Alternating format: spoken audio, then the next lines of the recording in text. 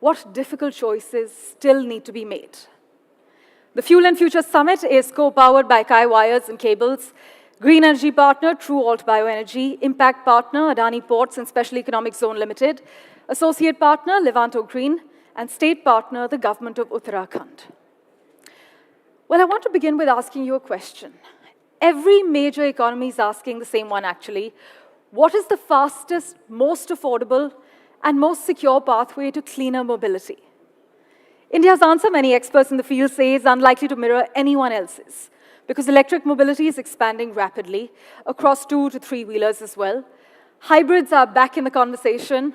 Hydrogen continues to attract investment for heavy transport, while CNG remains important across several commercial segments, as you have noticed. We have already achieved 20% ethanol blending ahead of schedule, but the challenge is that every pathway comes with trade-offs.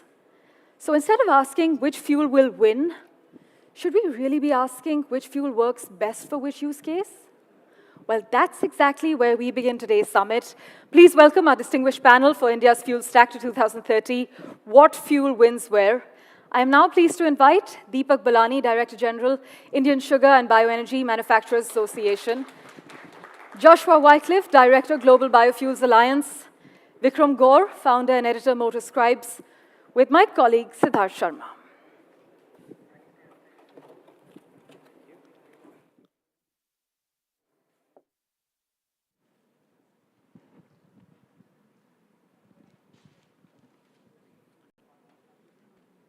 All right, thank you everyone for joining us on this Wednesday afternoon. Thank you, gentlemen, for joining us. India Fuel Stack to 2030, What Fuel Wins Where? As introduced, we're joined by Mr. Deepak Balani, Director General, Indian Sugar and Bioenergy Manufacturers Association, ISMA. We've got Joshua, Director of Global Biofuels Alliance, and we've got Vikram Gaur, Founder and Editor of Motor Scribes. Thank you, gentlemen, for joining in. Let's get straight into it. If we look ahead to 2030, what does a realistic Indian fuel mix look like across passenger vehicles, commercial vehicles, two-wheelers, and public transport? Mr. Deepak, if we begin with you. Thank you for having me in your wonderful show. Congratulations for putting up such a nice event and very timely. By 2030, I feel, see, we are a huge country. We cannot look at one solution alone. We have to look at multiple clean pathway solutions. Obviously, today we are only seeing EVs being really taking a lead, but EV alone cannot provide a single solution for surface mobility. We have various other pathways. For example, Niti Aayog has come out with a report which also says that the flex fuel vehicle is one of the clean mobility solutions with net zero emissions. So I believe going forward, we will have to look into EVs along with FFEs, which is the flex fuel vehicle. We'll also have to have CBG, which is coming up in a huge way in the country, and a lot of OEMs have started launching their CBG vehicles, and in future, we'll also see the green hydrogen. Because green hydrogen is a very, very important feedstock, and as a sugar industry, we perhaps are doing a lot of research on using the biomass. You see, our country has a huge biomass, and that's an advantage we have.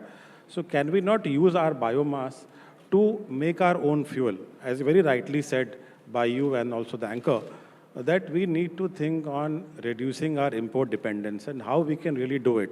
We will have to look within our own country. We'll have to become Atmanirbhar in actual sense. And nothing better than the biomass which we can use to make fuel, be it CBG, be it ethanol, or maybe green hydrogen in future. Well, Joshua, do you see any, data points supporting, what Mr. Deepak said here? I actually totally agree with what Mr. Balani was saying. It's very true. There's no one silver bullet that we could have. I think India is very uniquely placed in that India would have a good mix of fuel efficiency energies. And yes, he's right. There's quite a lot towards EV, especially the two-wheeler business. Between now and 2030, there'll be quite a push for it. The thing is, the total cost of ownership also plays a role in that. And from what I see, I think policy would play a backbone in that, but the cost of ownership would play a major role. And another point I agree with you is that biofuels, yes, would play a key major role. They'd support where EV is there. And CNG would play a role again between now and 2030. They would stack up. So I see a good fuel mix, but especially in the two-wheeler sector, I see EV dominating. Vikram, you've ridden across 20 years. You've seen this industry grow. We've seen that shift. We've in terms of EVs, we are going 5% and beyond. Now we are at that shift. What kind of fuel mixes do you predict for 2030? So, when we talk about the fuel mix, I'm looking at EVs being a part of it. We've obviously got the hybrids coming out and flex fuel vehicles, all of that. Hydrogen is the one that I feel will be not by 2030. I think that there's a lot more research that needs to go into hydrogen-driven or hydrogen-powered vehicles. But the mix will have to be with hybrids and EVs coming up, especially in the passenger vehicle segment.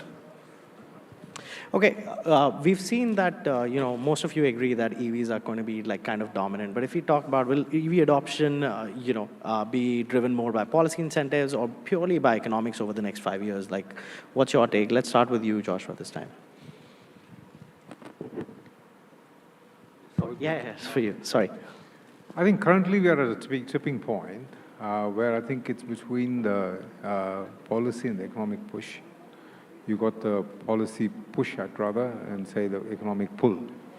So the drivers, I see, in my view, it's shifting towards the tilt that we're looking at. But in the long term, I think the economics will play a role, especially looking at 2030s. Economics will play a role, in my view, yes.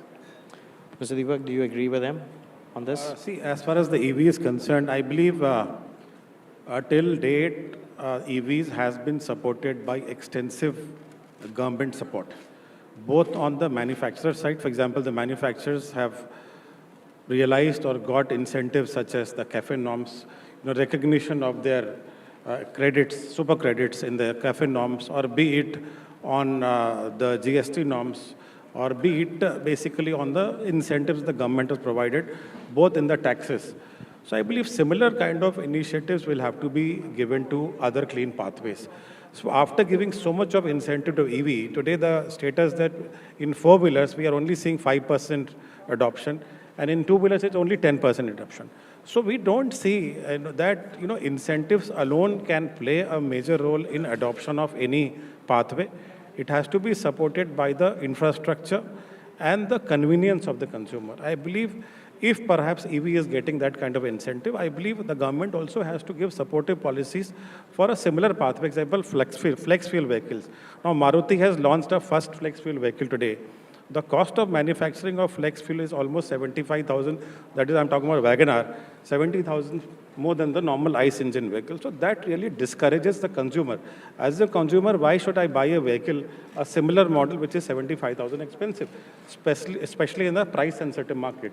So government has to look into providing similar kind of, I think it has to be more technology agnostic, but it has to be a clean pathway, and that is where I see the government supporting, and that is what we are making the case out of it. We are coming to flex fuel engines after this as well, so we would love to know more on that point of view as well. But Vikram, quickly, on the EV front, last year we saw like a lot of, OEMs come out with plenty of EVs, their ICE to EVs there as well. What are the kind of trends that you are seeing? Is it more policy-driven? Is it more consumer demand-driven? What are you hearing? So I think when it comes to the trend of EV selling, yes, the subsidies have made a big play in that. Because when you look at any life cycle of anything new introduced, you've got the early adopters coming out. These are the people who will buy it because they just want to be there. They're the guys standing at the front of the line to buy an Apple phone, even before knowing its first feature. But to get the masses to follow, right, they need to see the cost benefit.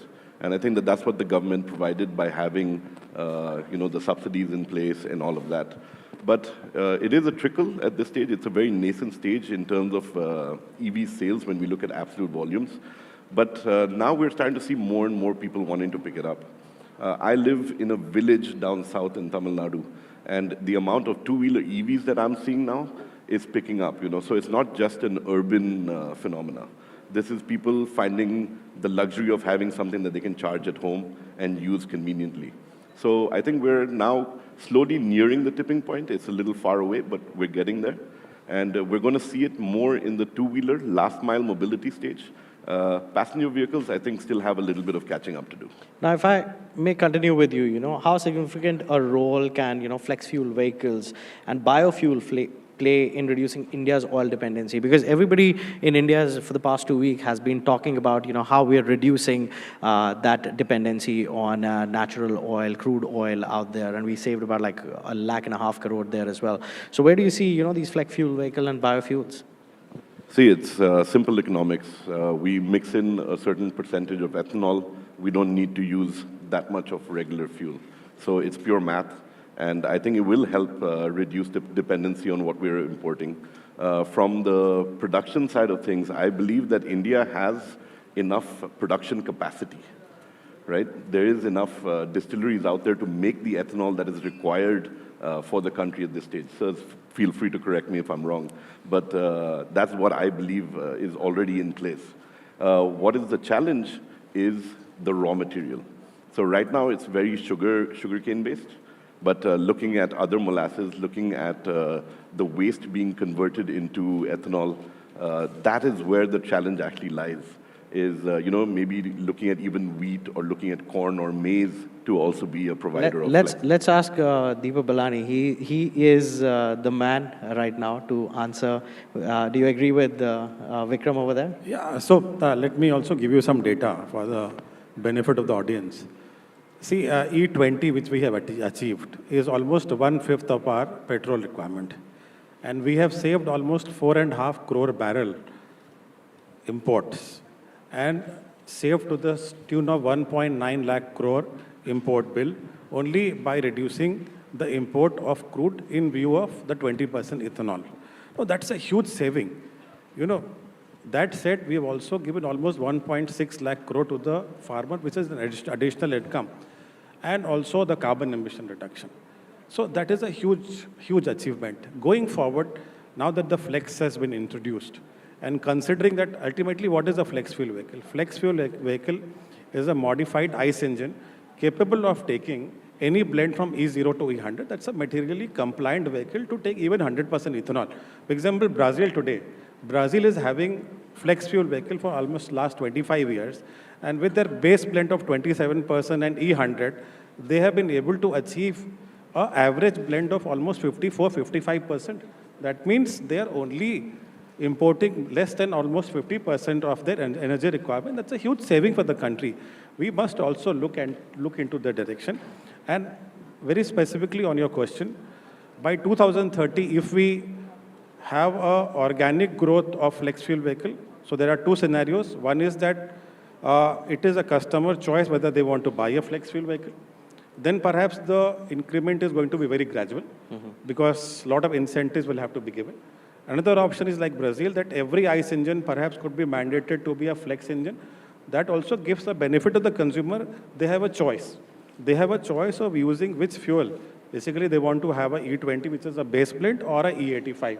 So that's also a choice given to the consumer. And considering that every ICE engine becomes a flex engine going 2027 beyond, so by 2030, every new vehicle, for example, out of 50% vehicles sold till 2030, we will have almost flex fuel vehicle. So we are we will see an incremental requirement or a consumption of almost 500 to 600 crore liter, which will save additionally almost 70,000 crore for the government or for the country. So that's a huge thing. On the capacity, we already have the capacity of producing almost 2,000 crore liter of ethanol today by both grain and sugar industry. And as E20, the only consumption is only about 1,100 crore liter. So we are already sitting on a capacity of almost 800 crore liter extra, which is sufficient to take us till 2030-32. Going forward, as very rightly said by Vikram, we will have second generation ethanol also coming, which perhaps uses the agro waste. For example, bagasse or parali. IOCL already has a plant in Panipat, which is actually making a second generation ethanol using parali, because parali is a huge problem in Haryana and Punjab. Similarly, Assam also has a 2G plant using bamboo. So these technology will mature. So by the time we will have more capacity, more consumption, we'll have more technologies coming in. Joshua, what is your take on this, being at Global Bio Alliance, like what are the kind of trends that you're seeing? What are the kind of, future bets we want to place on? Look, irrespective of what's going on, the narratives that are going on around the markets, it's in my view that biofuels are and will continue to always be the answer, especially when it comes to decarbonizing the existing fleet of vehicles that we have on Indian roads, and also being futuristic on that. One of those things I was stunned the other day is every vehicle that uses blended fuels has 40% of its carbon emission decarbonizes by 40%, each vehicle. So that's the pathway to take. And one last thing I would like to say is we spoke about, I think, was it Vikram? We spoke about how much, if we do have the capacity for it. In fact, we have excess capacity. India is a member state for our GBA, for our organization. And the advice I gave the Indian government the other day was ways and means of how you could look at not just exports, but as with E85 and E100 coming, it's important. We're also in talks with organizations and companies like Toyota in being able to establish best practice in terms of how you make it futuristic and agile. Now, Vikram over here talked about that the hydrogen, fuel might be a little too optimistic by the year 2030. But do you think that timeline is still optimistic, Mr. Deepak? I believe we are in a very nascent stage as far as the green hydrogen is concerned. I don't know whether we will be able to see some commercial production of green hydrogen specifically for the surface mobility by then, especially at a mass level. But having said that, if I talk about my industry, which is sugar industry and sugarcane industry, we have already done a pilot with the Indian Institute of Sciences, Bangalore, and also VSI, Pune. And the sugar industry, the sugar cane itself has a very high amount of agro biomass, which is called bagasse. And bagasse is very rich in cellulose. And it is a very good feedstock to produce green hydrogen. And as far as the pilots are concerned, it is quite encouraging. We are getting very good results. The yields are very good. But then I said it is too early to maybe predict that by 2000 we will have the commercial production and the mass adoption of green hydrogen. We will have to see how the investments will have to be done. So I believe it will be there, but eventually it may take some years for the green hydrogen to be really taking shape. And government is taking specifically a lot of initiatives, and they already have a national green hydrogen mission where they're also looking at various other feedstock for producing green hydrogen. So there are a lot of work which is happening, and I hope that it will be rolled out soon. Vikram, why did you say we are too optimistic about 2030? You think it's going to go beyond? Because, we've seen the government come out and roll things before time this year itself. Well, with hydrogen, there's a very unique challenge, and that is the safety of everybody on board and the vehicle and people nearby as well. Because having compressed hydrogen or having that hydrogen tank on board, in the impact, in the event of an accident, what happens to it? Because as we all know what hydrogen does, it explodes, right? Now, when everything is going fine, it's a wonderful system because, you're using fuel cell stacks, converting it, you literally get water as your exhaust, like drinkable water, literally. But it is the safety of the tank which is actually the biggest hurdle in moving towards hydrogen.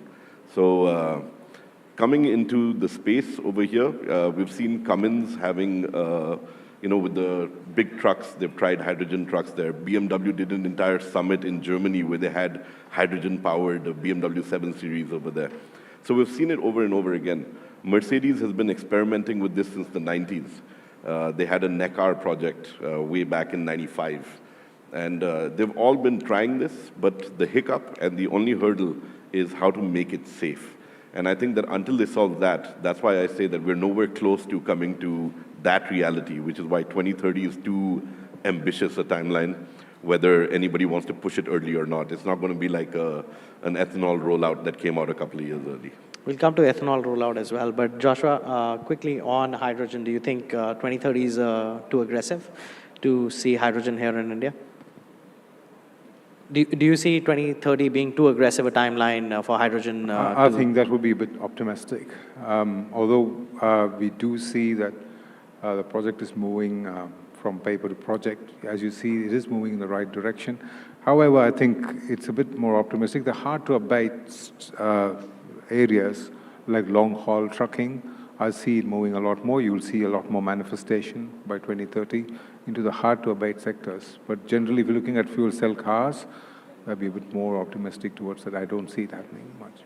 So nobody on this panel is buying that we are going to see hydrogen vehicles by 2030.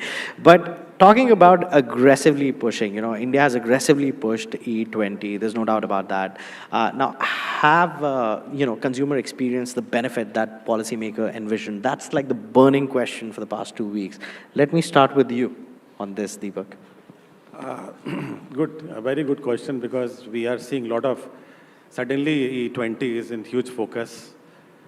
We must realize that E20 is being used for last 1.5 years, and this is not new. And the noise is very new. Noise is only 2 weeks or 3 weeks old. Having said that, great benefits, I believe one has to also see at the benefits, and one has to rely on facts and science. Octane number of ethanol is much higher. The octane number of, this is a RON, is almost 108.5.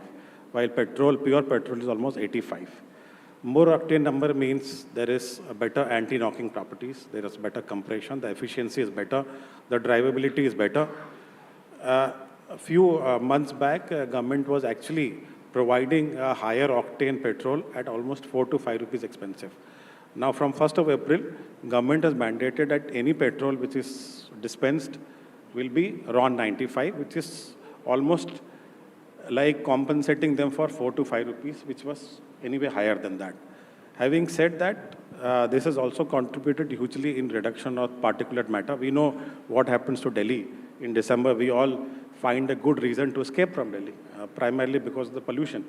In terms of reduction of particulate matter or NOx, SOx, it has contributed to a very large extent. It is a zero carbon emission fuel. That means during the crop, whatever carbon it absorbs, and that is the equal carbon it releases. So it is a net carbon emission fuel. So in terms of benefit, there's a huge benefit what we have seen. And having said that, this 20% ethanol has given government a cushion in terms of maneuvering the price. Since last 4 months, since the West Asia crisis started, when the crude went up from $65 to almost $120, and perhaps the spot prices, the contract prices went to almost $150. The increase in the petrol price could have been more than what government actually increased. So that was, I believe, was cushioned primarily because we have that 20% dependence on our own fuel. And that is how the government was able to manage the fuel price increase. If you compare our country with any other country, even neighboring country, the kind of increase in the petrol prices because of this crisis, West Asia crisis, was much higher than what we actually did. So we have to give compliments to the government into strategies on specifically ethanol and how they really manage the entire scenario, and ethanol was one of the reasons. So, Vikram, do you agree with Mr. Deepak about this? Because, see, we've been hearing a lot of chatter. There's a lot of chatter on social media as well, some true, some false. Do you agree on it? I'm glad you brought up social media, because I think that is the prime culprit behind this entire E20 crisis that we're seeing in the country right now. It is all, to me, it's baseless claims. When an influencer gets up there and claims that his Mercedes is giving him 17 kilometers to the liter, that's the first question in my head. Which Mercedes gives you that mileage in the first place? Well, a diesel one does. I know about that, but yeah. Yeah. And, jokes apart, at the end of the day, we're looking at a fuel rollout. We're in a transitional phase. We've had E20 now at our pumps for 1.5 years, and this is just the transition that we're going through. A lot of manufacturers have been giving us E20 vehicles, from 2023, definitely, and some from even before that. So we shouldn't even be seeing a lot of these complaints that these people are so-called making up and putting out there. I believe, sir, we spoke about, service, that Maruti had given you some details on the service of vehicles running on E20 fuel. and all the claims about the wear and tear of those parts. You know, I would really like you to actually add to that. Yeah, so recently, I think after all the noise of engine damage, the Maruti clarified very recently that out of almost 3 crore vehicles, almost 1.5 crore vehicles were older vehicles, which were not materially compliant, but E10 vehicles. And they have not found even one problem in any vehicle because of E20. And that was clearly said by a very senior official during the press conference which they did. So, I mean, believing some of these things, as I said, we must believe the science. We are all educated people, and we must believe in science and hard facts rather than the misinformation. Joshua, what about you? Do you think, it's I think the rollout was in haste, or like it could have waited a little? so. Both my fellow panelists have covered most of what I was going to say anyways. Maruti was the latest example, with 3 crore vehicles being tested and not even one any major issue that they have noticed. What's important is, I know there are a few of us here, both here and in the audience, who believe in advocacy. I think advocacy is very important. Data speaks. We always say analytics speak into advocacy. So when there is negative narratives going around, the important thing would be how, a program like this is important, NDTV, what you're doing. This speaks into the advocacy of what shouldn't be happening around. And yeah, I do agree about 3 to 5% dip in mileage is accepted around. Everybody accepts that. But overall, when you compare to what these two gentlemen said and what's believed around, that's not major. And I think in just common terms, it's not true when you say that it's going to have major detrimental effects on your spare parts or your parts in the vehicles at all. Now, if I may, we've clearly defined that environmentally it's, a sustainable fuel. We are saving on economic costs there as well. According to you, how can India ensure that ethanol expansion remains, environmentally sustainable, Joshua? Sorry, I didn't get the last bit. How can we ensure that ethanol rollout remains, environmentally sustainable here for India? What's stable? Environmentally sustainable. Right. So, well, like I said, it is on its own sustainable. Like I said, it cuts 40% emission. Each vehicle cuts 40% emissions on it. So that makes it sustainable on its own.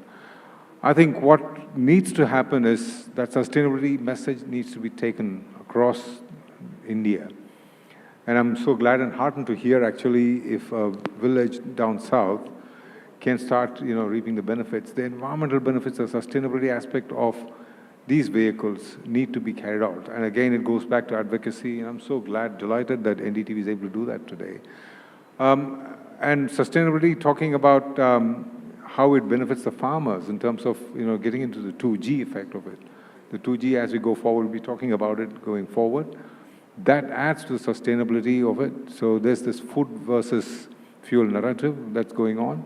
So there again, we talk about sustainability and how ethanol, beats it all 2 generation, the second generation ethanol speaks into it, the very heart of it. Now, sustainability is not just, like in terms of like how the vehicle is filled up and, how it is grown, but also in the manufacturing process. How do we ensure that, Mr. Deepa? See, if we talk about the sugarcane industry, sugarcane is one crop where everything is used for making a product. It is the complete circular economy in work, in action. Having said that, sugar industry, for example, it has distillery, it needs steam consumption, it needs power. What it uses, we don't use the coal grid or coal generated power. Our industry uses bagasse for the power generation. In fact, 50% of my captive consumption is used by the industry itself, and rest is exported to the grid. So it's a pure circular economy with a lowest carbon emission. Now, interestingly, we did a LCA, which is a life cycle analysis of 1G ethanol, which perhaps takes the entire life cycle, including the crop and also the entire distillation process. And because of the processes which we use, the entire life cycle analysis, the carbon emission index for 1G ethanol was the lowest in the world, which was only 21 gram of CO2 per megajoule, which is lowest for any feedstock in the world. And that is something which we must take proud of. That is number one. Number two, we also use for example, the byproduct, the final product which comes out of distillery is something called spent wash. Now, spent wash is very rich in potash. And today, as a country, we are importing huge amount of potash for our fertilizers. So what we are doing is we are incinerating that potash, spent wash, granulating it, and it is actually a PDF which is called potash-based fertilizer, which is being supplied to the fertilizer companies, and this works as a very good fertilizer, very rich in potash, and a good replacement of MOP and the urea. So there are a lot of sustainable practices which are being followed in the industry. One point I would like to address, because this is also in media, in social media specifically, that this entire process, there is a huge water usage. I was about to come to that. Now, for example, if you talk about the water usage, once the sugarcane comes to the factory, distillation factory, only about 3 to 5 liters of water is used to make 1 liter of ethanol. The talk about 10,000 liter, 3,000 liter, I don't know how it has come. We must understand that even if you take the crop, there are two things. There is something called green water, there is something called blue water. Blue water is our rainwater. That would have anyway gone to the ground. That is not that crop is using that. That is actually getting into the groundwater. So we must not see that every water which is flowing is being utilized by the crop. So we must be very factual. But as I said, for the distillation process, we are only using 3 to 5 liters. And talks about 10,000, 3,000, 4,000 is absolutely infactual and misinformed. Well, if you've been hearing that, Mr. Deepak says it's not like that. Yeah, go ahead, Joshua. Sorry, when you talked about water, something else came to my head. A couple of days back, I was in Queensland meeting some sugar farmers. And there they have what they call smart irrigation. And these smart irrigation, because one of the false narratives that keeps coming up again and again is water being spent during the cultivation. When you had Mr. Balani talk about water when it comes to the distillery. But even during cultivation stage, smart irrigations, including sensors and mechanisms that allow the fertilizer and the water to remain and not kind of flow out. So because it optimizes the water logging there rather than the water runoff and lose the fertilizer and the water, so water is conserved. That's a key sustainability findings that they have, something that can be replicated. What about you, Vikram? What do you think can be done more in terms of sustainably rolling out ethanol in India? Actually, Sir stole the words right out of my mouth. I was going to actually talk about it from the farming sector, because when you look at where the journey for ethanol starts, it starts in the farms. India is an agricultural-based economy, and we really need to actually look at incentives over there as well to help. I live in a farming belt. We do a lot of sugarcane, a lot of rice in that area. And I know the struggles of what the farmers go through trying to get an incentive. It's not as simple as it's made out to be. So a lot of focus in simplifying that, making it better, bringing in higher-end technologies. We've seen brilliant farming technologies across the globe where water consumption can really come down to a really minimal amount. But sadly, we still work on flood irrigation for a lot of our crops because it's a wastage of water, but it's cheaper for the farmer to do. So, if there's more incentives on what we can get into the farming sector in terms of tech, farm tech would actually solve a lot of this water problem and what people are talking about in terms of consumption, just for rice paddies as well as for sugarcane. Yeah, go ahead. Yeah, interestingly, very nice point made by Vikram and Joshua. In fact, some of these water management techniques, for example, government is extensively promoting drip irrigation. I'm very happy to say that Maharashtra and Karnataka, which are one of the largest states for sugar industry, they were almost, the entire area is mainly dependent on the rainwater. But almost 30% now the area has been brought under the drip irrigation and micro irrigation facility. But having said that, I agree with Vikram that we must come forward. We have to have better systems to provide these technologies, provide this solution to the farmers. We have to reach with easier methods. For example, if there is government is providing incentives, we have to make sure that incentives are actually reaching the farmer so that they will adopt. One also very interesting things which we have done specifically is that use of AI and machine learning in farming sector. Now, Maharashtra and UP, we are now doing a lot of pilots with weather stations and IoT devices, which perhaps gives another angle to the entire farming techniques by which you can actually save water. Because what happens, a lot of times, farmers don't know whether the soil actually requires the water or not. So they are just giving water which is actually not required. So in terms of measuring the moisture of the soil, in terms of predicting what is going to happen, so a lot of these technologies are being used to make even farming very sustainable. Well, I think our panel over here is very pro sustainability. But yes, that's a different topic, different day for us. But thank you, gentlemen, for joining us on this discussion. Thank you for being here on the Automate, the Fuel and Future Summit 2026, and thank you for your time here as well. Thank you. Yeah, we'll have a quick photograph, and then we move on to our next panel.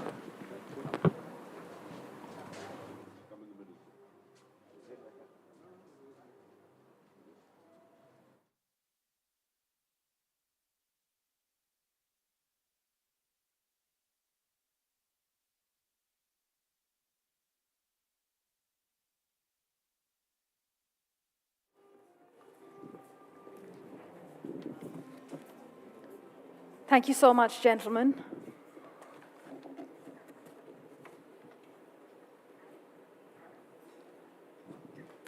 Well, the next conversation focuses on everything consumers rarely see: a charging station, a transmission line, a battery recycling facility, critical minerals sourced halfway across the world.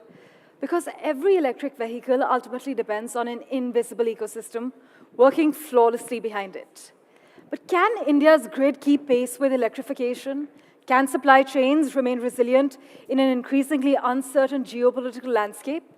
And as subsidies gradually taper, can the economics stand on their own? Well, let's explore these questions with our next panel. I'd now like to invite Ratin Kukreja, Lead Advisor, Energy India Environmental Defense Fund, Ritika Jain Ahuja, the Chief Operating Officer, Big Boy Toys, and Ashish Tandon, Global Head, Customer Excellence, Euler Motors, with my colleague Gauri Dwivedi.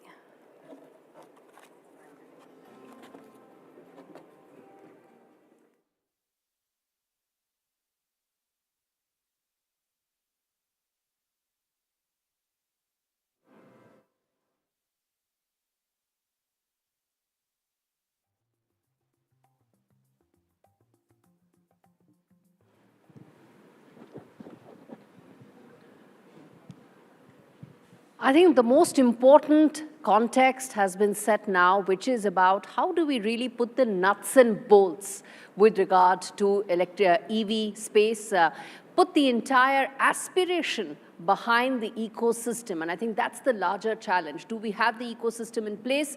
How long will it take for us to really get it going? And most importantly, the key challenges before all of this comes together. And I think that's the most important aspect of this entire conversation. Thank you so much, all of you, for joining me. Let me first start by talking about, I think, the one issue that everybody's been focused on, which is around readiness of electric vehicles. There's been a lot of focus around it. But how ready are we when it comes to electric vehicles? Are we giving enough attention to power grid, to the battery ecosystem, to the supply chains? Again, putting all of this together, I think that's the single most important aspect. Let me start by asking all of you just that. Take a moment, all of you. Of course, we start with the lady on the panel, and then take a moment to explain the larger context, but putting some of these issues that I just pointed out at the front and center of the argument. Yes, Ritika, we start with you. Thank you so much. So it's lovely to be here this afternoon, and I think you have a great group sitting here. So I think right now we are pretty much in the phase one, which is getting everyone ready for the EV and getting everyone accustomed to the fact that they need to start buying and start owning an EV vehicle. But of course, that's the first step. But I don't think we are that ready yet. with the infrastructure, with the grid, with the battery backup, the battery warranties, the resale values. There's a lot, I think, that one needs to think of. But that is definitely something that I feel that the government is working on, and it's a plan in action for the phase 2. But I would also want to hear what other people have to say and then probably fill in.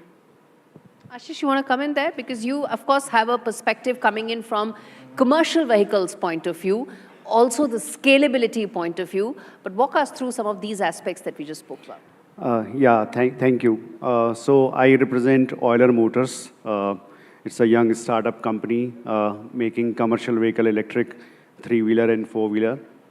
So I agree completely with Ritika that on the first leg, which is electric vehicles, lot of readiness is there, lot of products you can find. Last 4-5 years, electrification pace in the country across segments, whether it is cars or two-wheelers, three-wheelers, four-wheelers, especially in commercials, except for big trucks. Most of the categories are now seeing that vehicles are ready. At least four or five manufacturers are available, and good products are coming.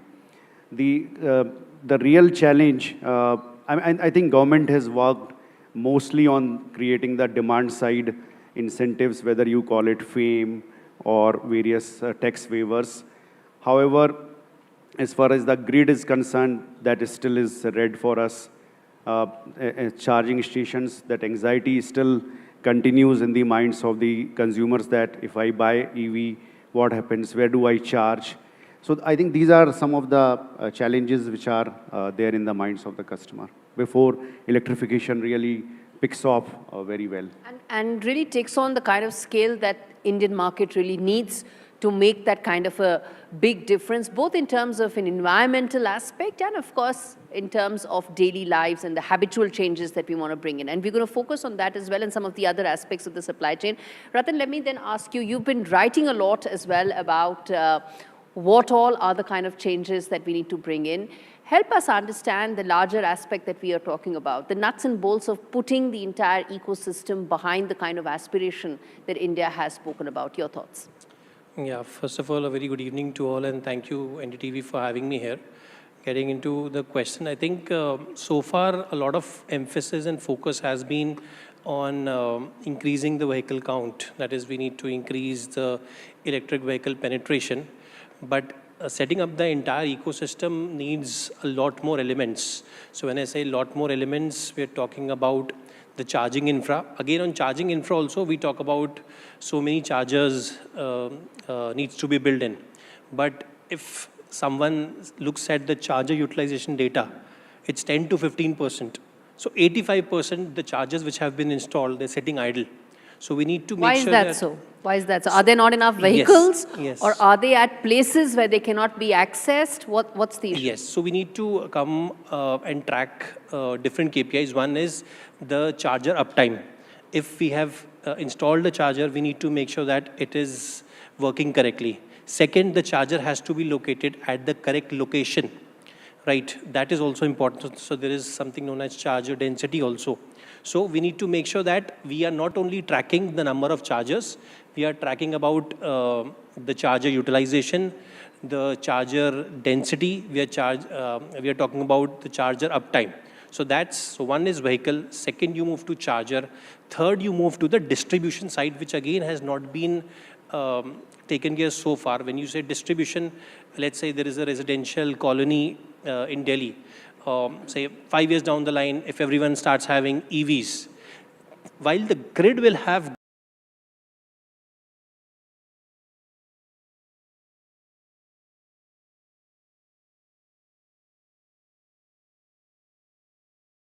electricity which is available, but the local distribution transformer does not have the capacity to make sure that at night when so many vehicles, they put on their chargers, that transformer can take that load. So this is where DISCOM has a role to play.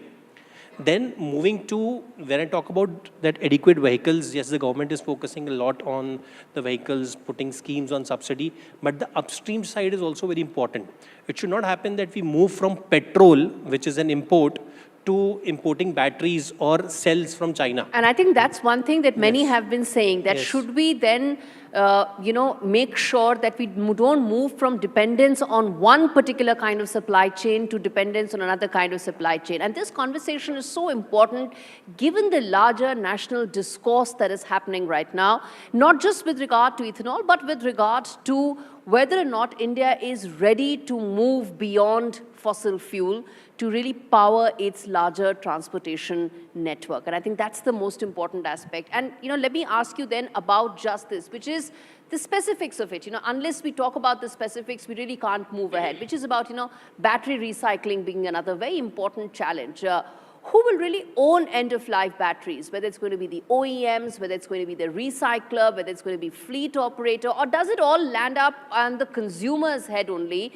And that's how we sort of close the loop. And I think unless we close the loop, we really can't move ahead. Ritika, you want to come in there? And then Definitely. I get in Ashish as well. So I feel it's very important that there's a shared accountability for this.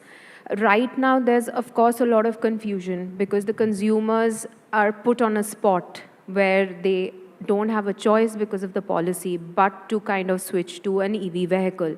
But I think as you kind of move forward, there would be certain problems that would come with the batteries and certain things which people have not even realized the kind of issues that we can have, because it's too early to kind of even figure out that what are the 1, 2, 3 problems that can come. It's not only about the warranty, or it's not only about how we are going to scrap it, but there could be many more which we don't even know of. So keeping that in mind, I feel it's very important that there's a shared accountability with the manufacturers or the OEMs and, the whole infrastructure, that what is going to happen, because it's going to be a learning process for everyone. We would kind of... And that's the one thing. Are we still in that learning phase, or have we moved ahead on that learning curve? Because it's only then that those learnings will come into actionable policy items, and that's how we move ahead with some of these aspects, isn't it, Ashish? Yeah, correct. So now if we look at end of life of the batteries, so I think in the next 2 years, the real wave of, batteries coming back into the service stations or for the purpose of recycling would start coming, because while the electrification started from 2019-20, the real numbers, that is in big chunk, started happening from 2023-24. So assuming, say 10 lakh vehicles, 10 lakh batteries start coming from 2028. So now what do we do? So the recycling point which has been mentioned, government has made all OEs as the, on paper, that they are the responsible morally as well as financially, that end of life has to be taken by the manufacturer only through the purpose, through recycling. Now, on paper, this EPR rule, that extended producer responsibility rule, looks fine, but as Ritika pointed, that consumer doesn't know what is to be done. So I think we got to solve these problems into 2 phases, that before the battery goes for the recycling, there is still a life in the battery, and that's where the repurpose happen. So if we give, say, 10 lakhs batteries to the recyclers, will they be able to repossess, extract the minerals, or will there be enough capacity in the country where you say that so many 10 lakhs or eventually, crores of batteries getting recycled? Perhaps no. Economically, as of now, recycling is still seems to be an unviable business because the kind of chemistry involved. So how do we then close it? How do we ensure that we surmount this challenge? Does it require policy intervention? Does it require a more collective corporate action? Does it require some citizen involvement as well? Citizens, I mean car owners, of course. How do you close? Because unless you figure out how will you dispose of these batteries or how will you recycle them, you cannot achieve scale. Yeah, so one way is, see, it's a collective responsibility. Somebody in the village using EV, he doesn't know what to do with the battery. And when it goes to the service station has to tell him that the performance of the battery in terms of range is declining, or it is going to decline. The predictability part of the EV, what you are using. So, for example, we at Euler Motors, we have devised a system that by remote controlled, you can understand that, you can know that what's the state of health of your battery. For example, in your iPhone, you click that button and you know the state of the health of your battery, say 80%, and then you decide that, to replace that. So now there is one more theory of repurpose, which is building up.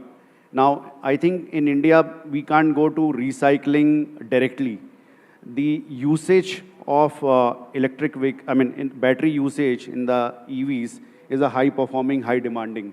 Whereas in the stationary applications, like suppose we make a battery energy storage system, and we say that so many crores of batteries are coming, the OE knows what's the health of that battery, make it as a stack, and uses as a BESS, a battery energy storage system. And that's how you can solve this two problems. One, the input of this BESS, I'm proposing a system called authorized repurpose center, certified repurpose center. Suppose we make that one solution. Now what it does, it collects all the batteries from the OEs, make a big stack of BESS. All right. And then put the output of this electricity into the national energy storage system. Okay. So wherever you have the, for example, Ratik mentioned that the peak demand is still not solved in EVs. Now, how do you solve the peak demand? Because most of the guys will come in the evening, because parking will be there in the evening or in the night. Yes. And that time they would charge EVs. Now, how do you solve that peak demand? So therefore, all these stressed power substation, if you have these kind of BESS, which is located in all the advanced countries, you see the BESS is coming, battery energy storage system, people are building for critical infrastructure. Similarly, here also, for example, Delhi itself said that they were using only 20 megawatt and now it is going to 300. Hold that thought, because that's an important point you made. But you also made a reference about Delhi. And Ratin, let me bring you in on the aspect with regard to the Delhi EV policy, the larger issue with regard to whether or not electric vehicles economics are now adding up or not. Can they stand on their own leg? Because unless they do, you really cannot have electric vehicles achieve true mass market affordability. And that's really the end goal, isn't it? How do we get there? Is EV economics, in your sense, adding up? So I think if currently what is happening is obviously all the EV policies are very heavily backed by government. If these policies have to fade away, it means the economies have to be built in by scale, by demand, by localization. So localization is a very important role here, because in an electric vehicle, the majority cost is of the battery. And I think all of us are here aware that a lot of our imports on battery are coming from China. Essentially, India is currently only assembling the batteries. With regards to cell manufacturing, I think there is hardly 1 gigawatt hour, which is from the recent PLI schemes that has got commissioned. But everything we are still importing. So if the prices of lithium increase in the global market, battery cost is going to increase, the cell cost is increased, and EV cost will again increase. If there is another war, say similar to West Asia, or say our ties with China don't go in that direction, then again you would see that the prices go on increasing. So this is where localization has to come in. I think the PLI scheme that the government had introduced for local cell manufacturing was a good step, but due to certain reasons, it has not taken at the pace as it should have been. Why hasn't PLI taken off? It has taken off in specific sectors. What about this sector? What is the gap? So if you look at the 3 companies which were awarded this contract, they were not the conventional companies like Exide and Amaraja. Those were different companies, because the government had put in clauses of DVA, that is domestic value added percentage, wherein certain companies had quoted ambitious plan and now are struggling to meet that. So I think if we want to scale our own battery manufacturing ecosystem, we need to slightly tone down these PLI. So I think they had mentioned about 25% to get the first tranche out. That has to come to 10 to 15% in order to reduce the import also. we need to go in a way that how we went for solar. So solar, in how did we reduce the import? We introduced BCD, that is basic custom duty. That is, you need to make sure that you are giving preference to domestic suppliers. And we start with 10-15%, then we go to 25, and then 30, 40, 45.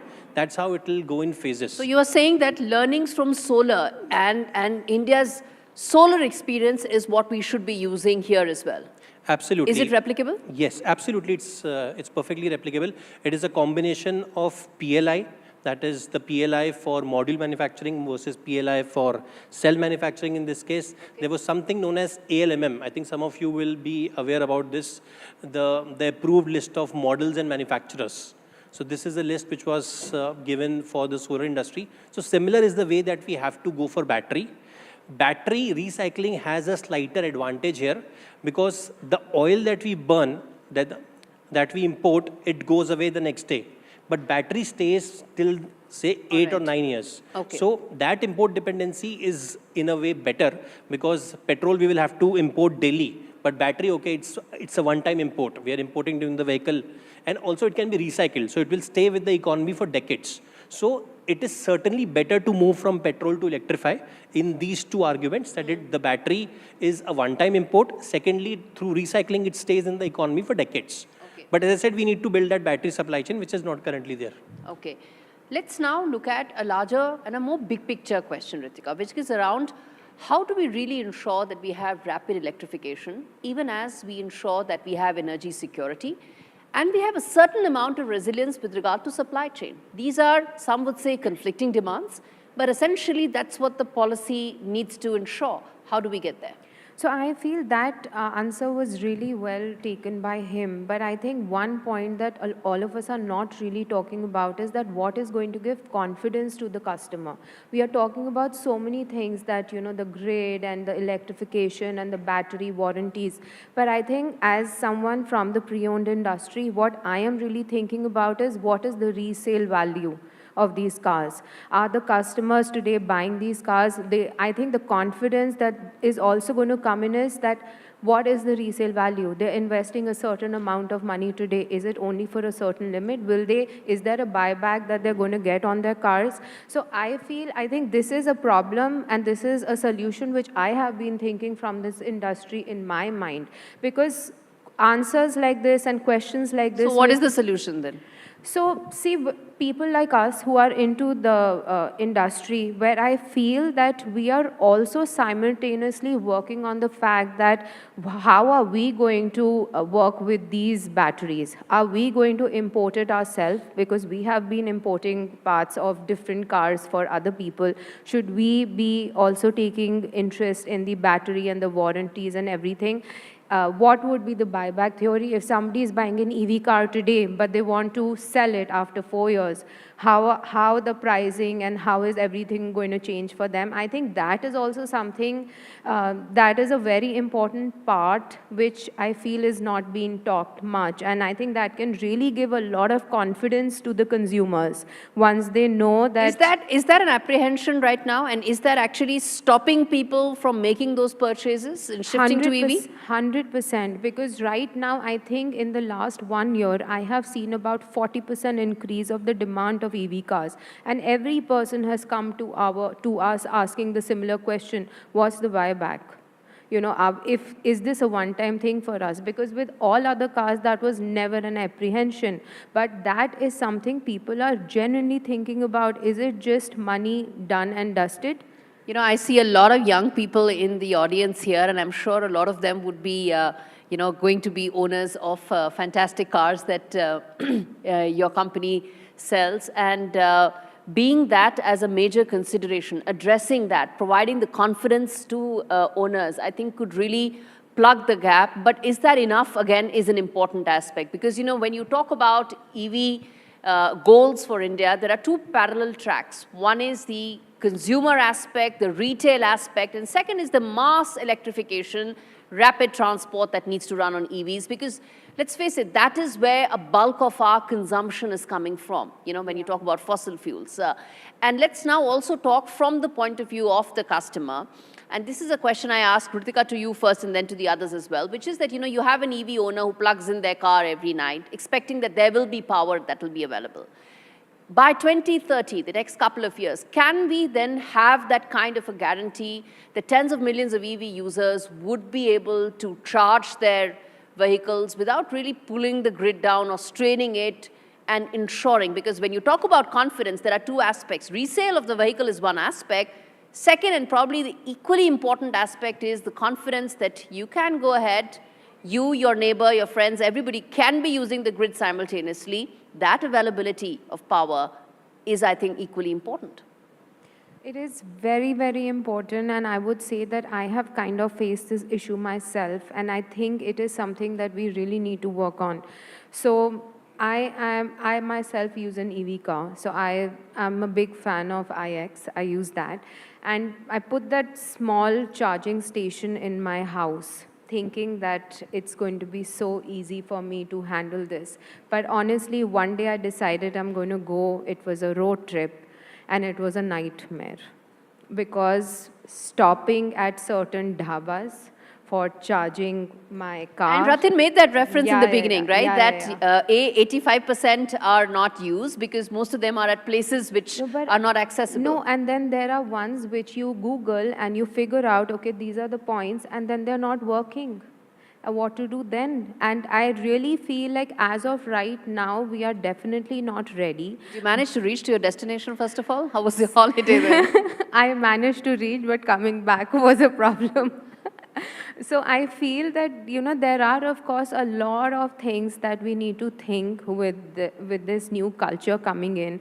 The government is definitely trying to make us EV ready with the sustainability and talking about future ready with the EV policy, which just came in 1st of July, planning things till 2030. But I think there's a lot to do. Ashish, you want to come in there on the aspect about the, by 2030, the big pieces that need to fall in place first?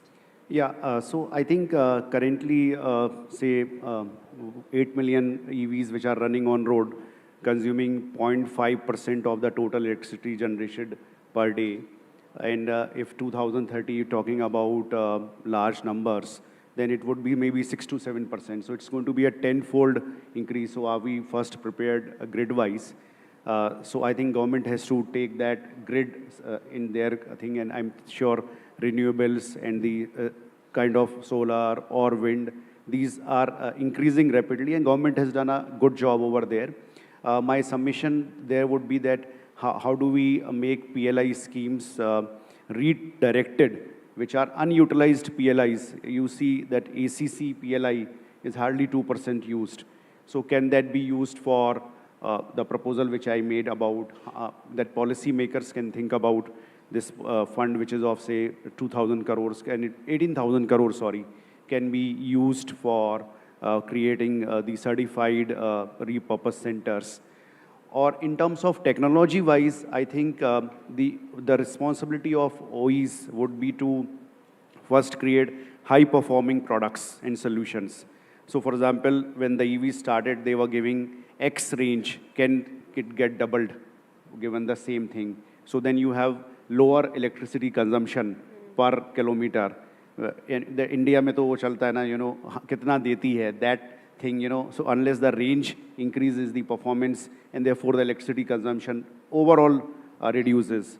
On the resale part also, I think technology plays a big game where component-wise component, you can ascertain the residual life. Right. And with that, say we started Euler Assured as a company where we said that, okay, we put the software and we can know that, say, 14 components will have this much of residual life. And then we certify that and say that this is the next purchaser would get this much of extra warranty. Say, suppose somebody has run 5 years and the residual life balance is 3 years. So I give that certification, and with that, the residual life from OE side, it goes up. Okay. That's an important aspect of how you sort of, plug the gaps there. Ratin, let me give you the final word here in terms of the larger mobility roadmap. We've talked about several aspects, the consumer aspect to it, the rapid electrification goal, commercial vehicles aspect to it. How does all of this come together when you talk about the mobility roadmap, let's say by 2030, by 2035, given all that is happening around us, given a national discourse to be able to rid ourselves about the dependence that we have with regard to crude oil, how do you sort of see that mobility roadmap? So I think different actors will have to play different roles. I think one point that I wanted to highlight on your previous question was whether a customer will be able to charge its vehicle in the night. So again, I think the DISCOM's role we undermine sometimes when we talk about EV. Typically, the government and the DISCOMs will, over a period of time, move to time-of-day tariffs because solar is available during the daytime. And if we put in the peak load in the evening, then that becomes problems on the local transformers. So what is going to happen in going forward is, as we penetrate deeply in EVs, there will be time-of-day tariffs. That is, electricity will be slightly more cheaper during the daytime because then that's what is abundance rather than going for storage. So that is why the users are able to charge their vehicles at the workplaces also and not just at their homes.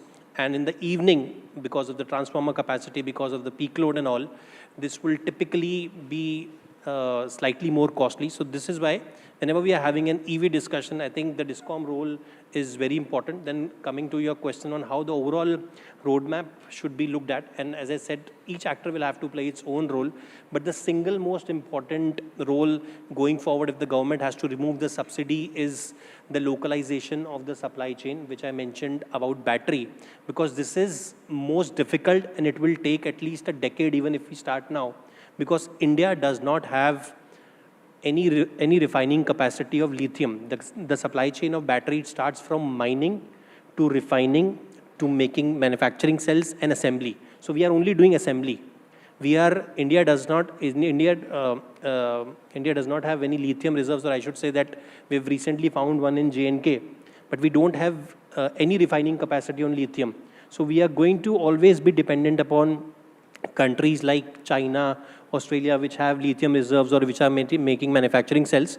But you know, in today's day and age, can you actually own the entire supply chain? It's hardly likely that any country would be able to completely own up the entire supply chain. So second hurdle is that if you can't set up your own refining capacity, or you don't have your own mines due to natural and geological reasons, then you tie up and build MOUs with certain countries. Long-term offtake agreements where these countries are again sure that they will be able to get buyers, and we are sure that our prices remains stable. Because if the government has to remove subsidies, the prices have to go down.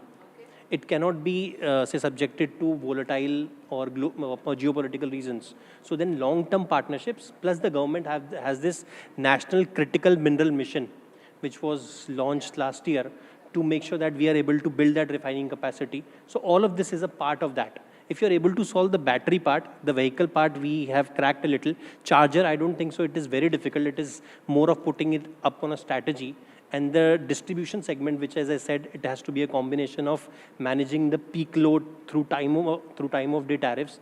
I think each actor has to play their own roles to make sure that we have a very smooth ecosystem.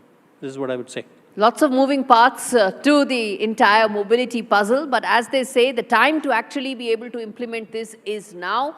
Given the kind of policy push that is now being made in terms of ensuring alternate fuels, alternate mobility roadmaps are identified sooner than later. There are geopolitical concerns, but there are also national objectives to that as well. How soon we get there, which of these paths we are going to be able to address the first through policy interventions and those that will actually come in through private investment is really a billion-dollar question. Completely timed out. Thank you so much, all of you, for joining me on this fascinating discussion. Let's see where this takes us going forward. Thank you so much. Thank you. Great. Let's get a picture, please.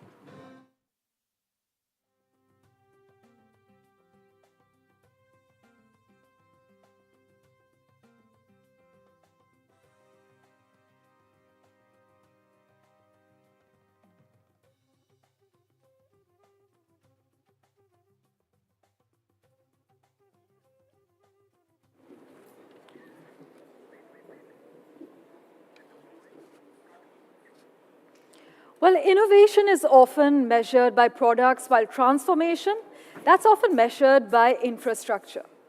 Our next guest has spent years building one of the foundations of India's electric mobility ecosystem, charging infrastructure. As EV adoption gathers pace, the conversation is shifting from whether India needs charging stations to whether we can build them at the scale, the speed, and reliability the country demands. On that note, please welcome Ashwini Dikshit, founder of Levanto Green, along with my colleague Siddharth Sharma.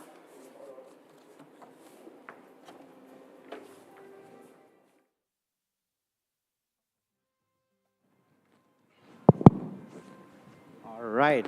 So our next guest is a firm believer that future isn't something that we wait for. You know, it's something we built with more than 2 decades of entrepreneurial experiences. Ashwini Dikshit founded Levanto Green with a simple but powerful vision to create the charging infrastructure that will support India's electric mobility future. Today, Levanto Green has a growing presence across the country and is helping making EV adoption more practical, accessible, and sustainable. The company operates more than 100 charging stations across 20+ cities. It's working towards nationwide networks that will help power India's transition to cleaner, more sustainable mobility. Please welcome Ashwini Dikshit, founder of Levanto Green. May we have a big round of applause, please. Thank you, Ashwini, for joining us over here. Now, you entered the EV charging space after building businesses across industries, right? What convinced you that charging infrastructure rather than vehicles, because a lot of people want to go into EV vehicles, would become one of the most critical enablers for India's mobility transition? Thank you so much, Siddharth, giving me that much ये platform दिया आपने मुझे. Are you comfortable with him? Yeah. मैं feelings दे सकूंगा आपको. अरे हाँ, बिल्कुल. अभी रितिका की बात सुन रहा था, मैंने देखा कि वो परेशान हो गई हाईवे पे. शायद ऐसी कुछ प्रॉब्लम रही होगी जो हम ईवी चार्जिंग स्टेशन का एक इकोसिस्टम को प्लान करके लेके आए हैं. एंड होपफुली ये मान रहे हैं कि हम 2030 तक वो चीज़ें ठीक कर देंगे हैं जिसकी कमी अभी है. वी हैव अराउंड अगर आप बोल रहे हो मुझसे कि मैंने ईवी व्हीकल्स की जगह पे इकोसिस्टम पे क्यों नहीं लिया, तो एक बहुत लंबी जर्नी है. 2021 में जब कोविड का टाइम था, उस समय जब सबकी गाड़ियाँ अंदर थी, तब मुझे ये आइडिया आया कि देखो क्या पोल्यूशन जितना बच रहा है और जितनी चीज़ें हो रही हैं, अगर हम इसमें कुछ कर सकते हैं, ग्रीन एनर्जी के लिए कुछ कर सकते हैं, तो ये मौका सबसे अच्छा है. तो उसी समय डिसाइड कर लिया था कि अगर कोविड के बाद बचेंगे तो डेफिनेटली हम ईवी में जाएंगे. और उस समय तो ऐसा सोचा भी नहीं था कि ऐसी रेवोल्यूशन आ जाएगी. जिस समय मैंने ये 2023 में ईवी को लेकर आया हूँ, ईवी इको सिस्टम को लेकर आया, तब तक तो ऐसा सोचा भी नहीं था कि 2026 में 5% या 6% यूजर्स आ चुके होंगे. वही एक डिसीजन था जिस पर लेकर आए. और उसके बाद में रही बात ये कि हमने क्यों ईवी में आने के बाद में इको सिस्टम पे गए डिस्पाइट ऑफ OEM. तो OEM पे बहुत बड़े बड़े जाइंट ऑलरेडी थे, और जहाँ पर देखा गया तो मुझे ये लग गया कि अगले 10 साल तक अगर हम बात करेंगे हैं गाड़ियों की, तो गाड़ियों की कमी नहीं आएगी, दिक्कत आएगी केवल इकोसिस्टम की. और उसमें इंफ्रा में ना कोई कंपटीटर नहीं होता. तो इंफ्रा की अगर हम बात करें, इंफ्रा काफ़ी हद तक ग्रो भी हो रहा है, आपके कंपेटिटर्स भी हैं, पर अगर हम 2030 की बात करें तो आपको बिगेस्ट इंफ्रास्ट्रक्चर गैप्स कहाँ लगते हैं ये ईवी एडॉप्शन को लेकर? गैप हैं, लेकिन अब आप ये मानो ना कि ये छोटा बच्चा है, बेबी स्टेप ले रहा है, टाइम लगेगा. 2030 का टारगेट है, तो धीरे धीरे चीज़ें आएंगी. आज हम सबसे बड़े गैप को अगर मानते हैं तो हमारे डेंसिटी का बहुत बड़ा गैप है. कहीं पे तो 1 किलोमीटर में हमें 5 चार्जर मिल जाएंगे, कहीं 50 किलोमीटर तक हमें चार्जर नहीं मिलेगा. और दूसरी बात है, जहाँ पे चार्जर मिल जाता है ना, वो चल रहा है या नहीं चल रहा है, वो सबसे ज़्यादा दिक्कत वाली बात है. हाईवे पर यह प्रॉब्लम है, लेकिन जैसे कि अभी आशीष से बात हो रही थी, हम लोग जो आगे प्लान कर रहे हैं वो बेस सिस्टम का ही है. हाईवे पे ग्रिड की प्रॉब्लम है, और उस ग्रिड की प्रॉब्लम के लिए हम सोलर के साथ में बेस सिस्टम के साथ आ रहे हैं. तो NHI के साथ में कई प्रोजेक्ट्स हम ऐसे करने जा रहे हैं जिसमें आपको ब्रेकडाउन मिलेगा ही नहीं. चाहे आप दिन में जाएँ, चाहे रात में जाएँ, पीक आवर्स की भी कोई टेंशन नहीं आएगी, क्योंकि हम बैकअप जो है वो बैटरी स्टोरेज सिस्टम से दे रहे हैं. तो ये दिक्कतें हैं, मैं मान रहा हूँ, मैं तो फेस कर रहा हूँ, लेकिन ये दिक्कतें बहुत ज़्यादा लाइन तक नहीं रहेंगी. पर आपको क्या लगता है, क्या टाइमलाइन होगा इसका? क्योंकि 2030 ऐसे लगता है कभी कभार आ ही गया, हम 26 में ऑलरेडी हैं. 2030 में जब सिद्धार्थ मैं तुम्हारे साथ आऊँगा, इस कभी मिलेंगे, तो मैं इसी की पार्किंग लॉट में तुम्हें लेके जाऊँगा, तो 30% व्हीकल्स होंगे. और रही बात डेंसिटी की, तो हर 10 किलोमीटर के अंदर आपको चार्जर मिलेगा. ये श्योर है, टाइम लगेगा. आप एक बात समझो ना कि आज हम दुनिया में अकेले हैं जो 99% हमारी रेलवे इलेक्ट्रिफिकेशन पे, 99%. समझ लो ना, बाकी सारे कंट्रीज़ को आप देख लो, वो कोई 95 पे, कोई 95 पे है, सॉरी 56 पे है, कोई 60 पे है. तो जब हमने अपनी रेलवे को 99% तक ले आए हैं, तो ये तो कुछ भी नहीं है। और इस सबको तो छोड़ो सर, हम लोगों ने कोविड की 140 करोड़ लोगों को वैक्सीन, 2 वैक्सीन दे दी हैं सिर्फ 2 महीने के अंदर। तो ये टाइम लगेगा, बट नेटवर्क बनेगा। तो ग्रीन मोबिलिटी तो यहाँ पे आज काफ़ी बड़ा टॉपिक है, एंड इंफ्रास्ट्रक्चर की भी हम लोगों ने बात की। पर अगर हम इंफ्रास्ट्रक्चर की बात करें तो आपके ऑलरेडी 20 सिटीज़ में एक्सपेंशन होने की बात चल रही है 2028 में। आपके ही जैसे और भी प्लेयर्स हैं जो एक्सपेंशन की बात करते हैं, पर हम अगर लिवांटो ग्रीन की बात करें तो वो कहाँ कहाँ एक्सपैंड हो रही है, कौन कौन सी सिटीज़ हैं जो आप टारगेट कर रहे हैं? कोशिश सारी NHI के हाईवेज की सारी कोशिश है, जिसमें हम base system, battery storage system दे रहे हैं, जिसमें हम बिल्कुल नए हैं। ये अभी तक कोई यहाँ पे नहीं दे रहा है। तो NHI पे ये ग्रिड, NHI के साथ दिक्कत क्या आती है जब हम एक्सप्रेस वे की बात कर रहे हैं, क्योंकि आज सारे एक्सप्रेस वे पे ही बात हो रही है। हाईवे जो हैं, लेकिन हाईवे और एक्सप्रेस वे में फ़र्क क्या है सिद्धार्थ, कि अगर हम हाईवे की बात करते हैं तो किसी भी जगह पे हम चार्जर लगाते हैं तो कल को उससे पहले कोई हाईवे निकल जाएगा या उसके ऊपर कोई फ्लाईओवर निकल जाएगा। लेकिन एक्सप्रेस वे अगले 35 साल तक, 40 साल तक एक्सप्रेस वे का कोई एक्सप्रेस वे नहीं आएगा। तो हमारा फोकस है कि हम एक्सप्रेस वे पे प्लान कर रहे हैं, और एक्सप्रेस वे पे भी सिर्फ चार्जर नहीं लग रहा है। चार्जर के लिए हम पीछे से सोलर बैकअप दे रहे हैं और बैटरी स्टोरेज भी दे रहे हैं। तो आप निश्चिंत होकर जाओ, आपको कोई प्रॉब्लम नहीं आएगी। तो इकोसिस्टम कितना ज़रूरी है, क्योंकि जैसे कि आपने बात की कि कई ऐसी चार्जर ऑपरेटर्स हैं जिनके चार्जर्स होते हैं, पर आप वहाँ जाएं, कभी ऐप नहीं चलता, कभी इलेक्ट्रिसिटी नहीं होती, कभी बैकअप नहीं होता। हमने इतना भी देखा है कि कई बार जेनसेट से हो रहा होता है। तो आपका इकोसिस्टम कैसे थोड़ा अलग है इसमें? ग्रिड फेलियर तो है, ग्रिड पे लोड है। कई बार ऐसी दिक्कत आती है कि हमें लैंड मिल जाती है, वहाँ पे ग्रिड नहीं होती है, जहाँ पे ग्रिड होती है वहाँ पर लैंड की अवेलेबिलिटी नहीं मिलती है। बॉटलनेक है। अगर हमें कोई चार्जर लगाने के लिए हम प्लान करते हैं तो ये मान के चलते हैं कि 1 महीने में हम अपना चार्जर और सेटअप पूरा लगा देंगे, लेकिन हमें जो डिस्काउंट से सपोर्ट मिल रहा है उसमें 3 महीने लग जाते हैं। तो ये थोड़ी सी दिक्कतें हैं। तो फ्यूचर फ्यूल मिक्स की अगर हम बात करें, ग्रोइंग डिबेट है, battery electric, hydrogen, biofuel, alternative fuels. Do you believe battery electric mobility will remain the dominant solution in 2030? And आप कैसे देखते हैं कि चार्जिंग इंफ्रास्ट्रक्चर कैसे मैरी कर सकता है along with other fuel mixes? Rule करेगा 2030 में। अगर हम बात करेंगे तो EV सेक्टर जो है वो रूल करेगा है। 30% रोल हमारा, जब हमारे कमर्शियल व्हीकल 30%। अभी जो स्कीम आई है 12,000 करोड़ की, आपको इस PM स्कीम जो आई हुई है PME ड्राइव्स के अंदर में, जिसमें आप पुराना ट्रक देके नए ट्रक ले रहे हो, ये उसमें कन्वर्ट कर रहे हो, जिस पे सब्सिडी आई हुई है 12,000 करोड़ की। अगर ये ट्रक जब आपके रोड पे आएंगे तो ये एक्चुअली कार ओनर का क्या है ना, कि कार ओनर की एक सर्टन लिमिट है, वो 300, 400 या 200 किलोमीटर के एवरेज आएगा उसका हफ्ते के अंदर में। ये 400 किलोमीटर यूजेज जो है वो आ रहा है कमर्शियल व्हीकल से। तो कमर्शियल व्हीकल जब कन्वर्ट होंगे हैं तो ऑफकोर्स रूल करेंगे है EV।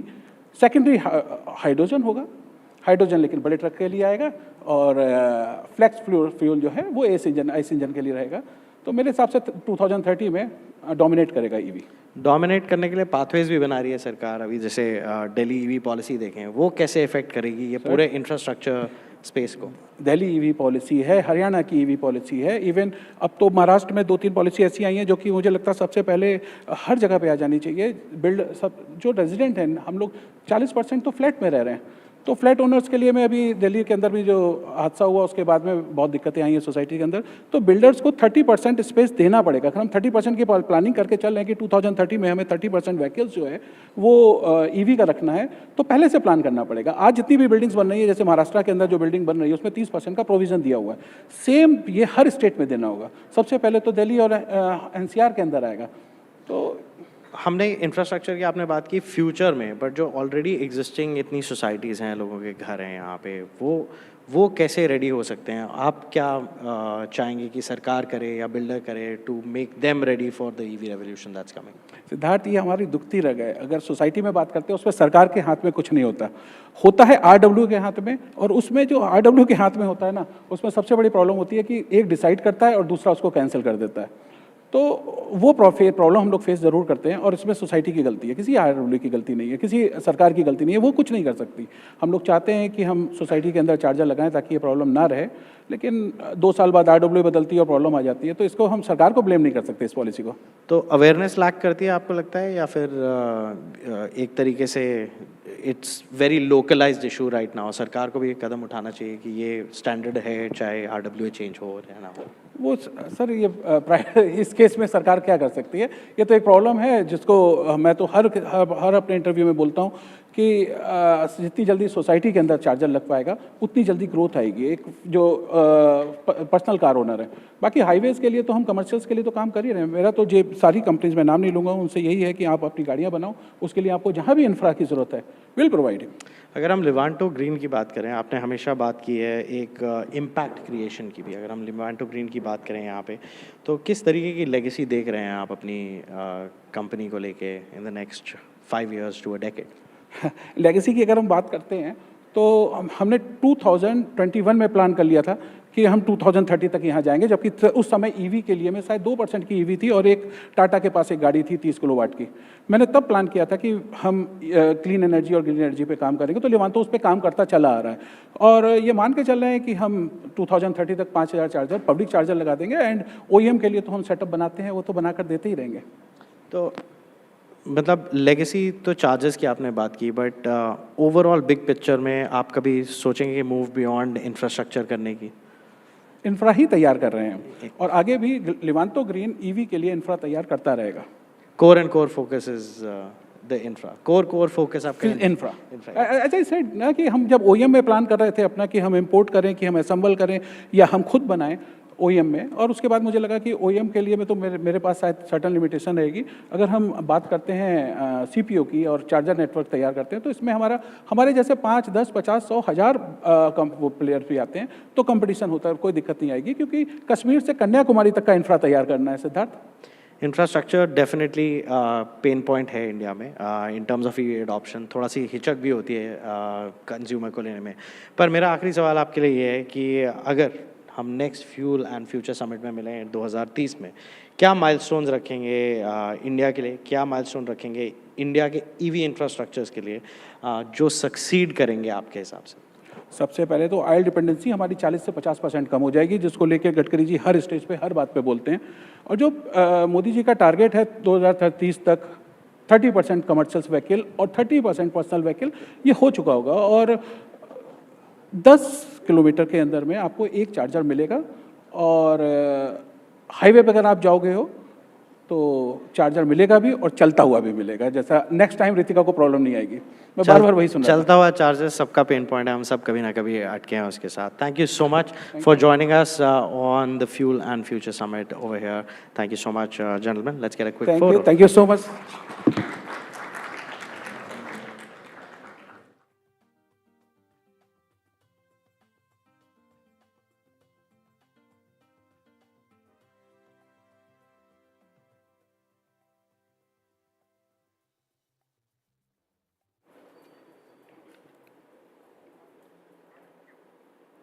Well, technology rarely transforms every sector simultaneously. It usually begins where the economics makes the strongest case. In India, that may be delivery fleets navigating our cities every day. It may also be commercial logistics where every liter of fuel actually saved directly improves profitability. Or perhaps public transport where scale itself changes the equation. So the question isn't simply which technology succeeds, it's where India will witness the transition first. Let's now hear from leaders building that future every day. We have Sachin JKS Haritash, founder and CEO, Maven, director of Chetak Logistics Limited. Sharvari Patki, also joining us, director, Electric Mobility and Global South Partnerships, WRI India. And Dr. Uday Narang, founder and chairman, Omega Seki Mobility, with NDTV's Ankur Taneja.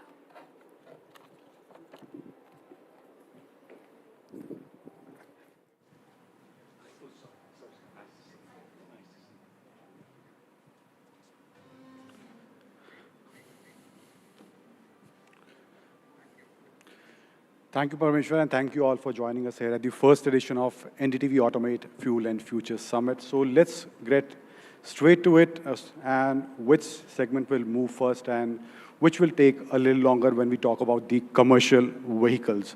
Sachin, let me start with you. You come from a logistics business. You probably see this very differently from someone who is just looking at vehicle sales number. When a fleet operator is actually putting money on the table, where does going electric generally make business sense and where does it still not? If you can. So I'll say that the last mile in the two-wheeler, that's where they have taken the lead in creating an impact, and it's economically viable. If I'll see that the last mile delivery on four-wheeler, small LCVs, they are catching up slow and steady with different OEMs are coming up with good products. If I'll come on a long haul, I think that in long haul, the HCV segment, there are biofuels where there are grain transportation.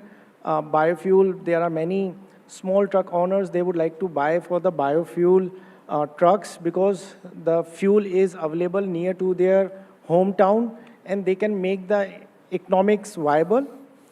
If I'll talk about the single owners, 1 to 5 truck owners, they will be going for E20 or a diesel engine because they don't have the ecosystem to create and to develop. The long-haul transportation companies like us, like Chetak Logistics, we are having almost 2,500 number of trucks. We can't have a multi-fuel fleets. We feel that over a period of time, LNG will play a major role in transportation because that helps us in refueling of the trucks. Second is the theft of the fuels during the transit. Another is the EV, which is the topic of today's event, is how the green will play a major role. So I think that right now the gentleman from the Levante, he is speaking about the fuel, the charging stations. I feel the companies like us who are having a large fleet and at any given point of time, there are 600 to 700 number of trucks are playing on one national highway.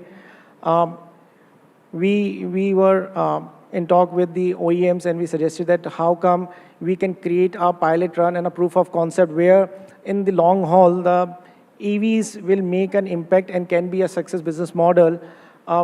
We suppose like transport from one of the OEM in North to South India and to the West India, to the Pune or to the Gujarat. The distance is, suppose it's 2,800 kilometers via Gujarat. We can create a hubs of over 300 kilometers and where our driver can drive during the day, he can have a proper rest, food, we can create a yard. The maintenance of the vehicle can be brought in, the driver can have a good food, and like this, we can create an ecosystem where we are self-reliant, sufficient to build that. But for that, we requested the OEMs to create a partnership. In India, right now, the partnerships are not success models, and that has not cashed up much. But in foreign, if you'll see that even the tire companies have a tie-up with the large fleet owners, like all multinational companies who are playing right now. So such models will come up in over a period of time where there are associations. We are the Tata Loyal. We buy all Tata trucks from last 45 to 50 years. We are the third generation who is using the Tata trucks. So we build an association, a partnership where we can create this business model.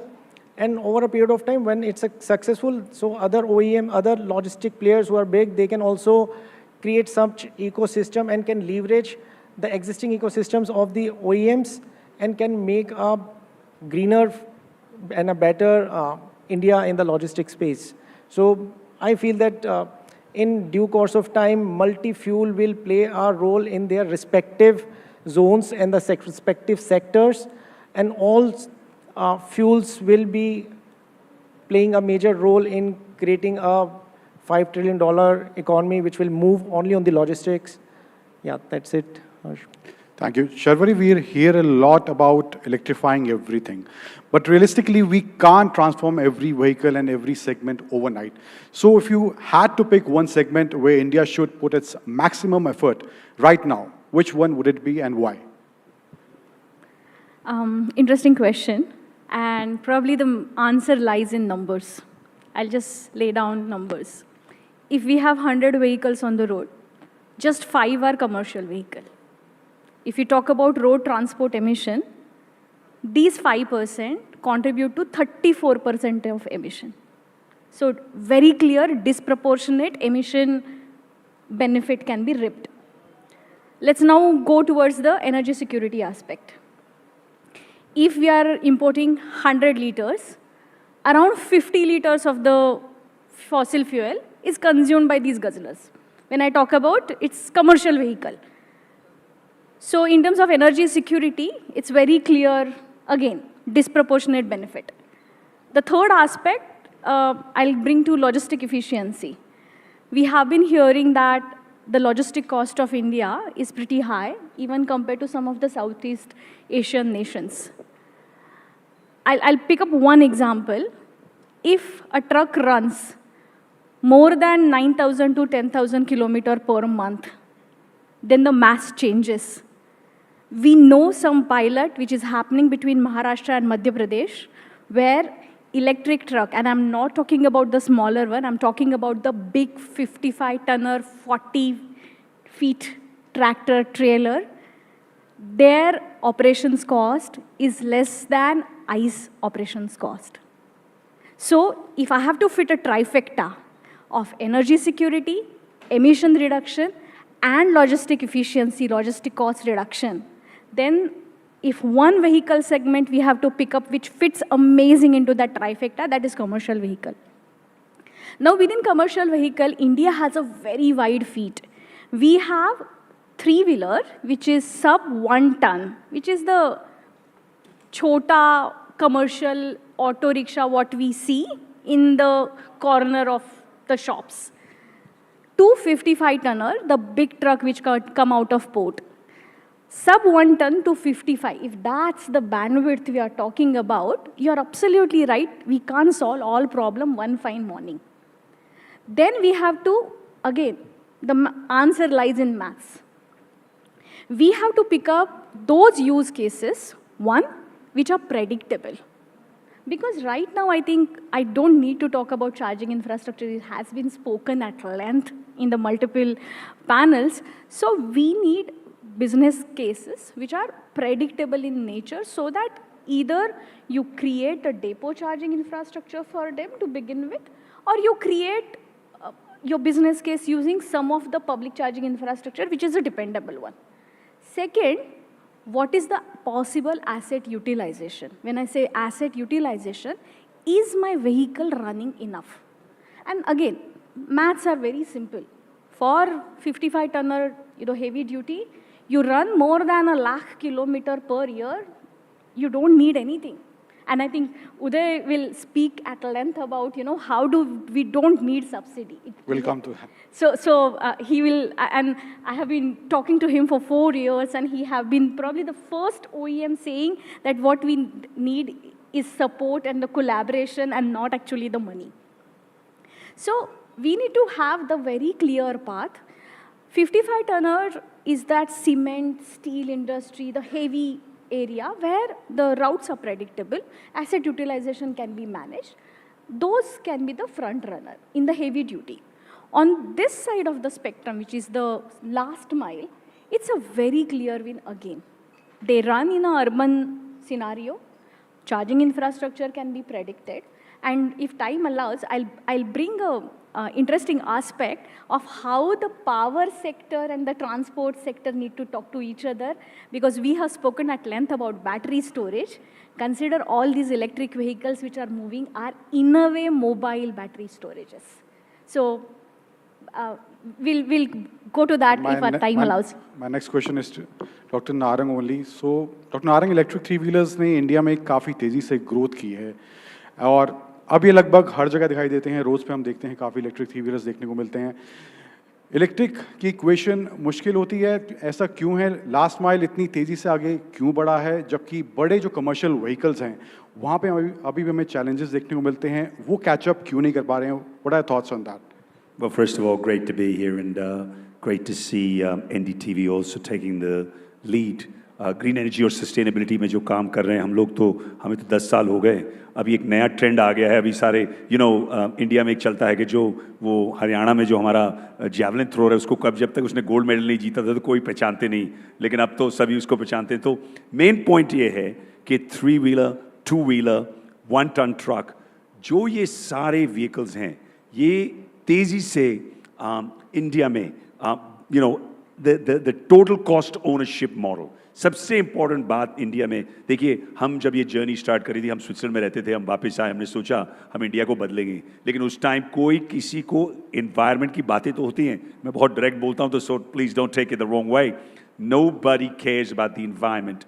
एक ही चीज में लोगों को परवाह है, total cost ownership.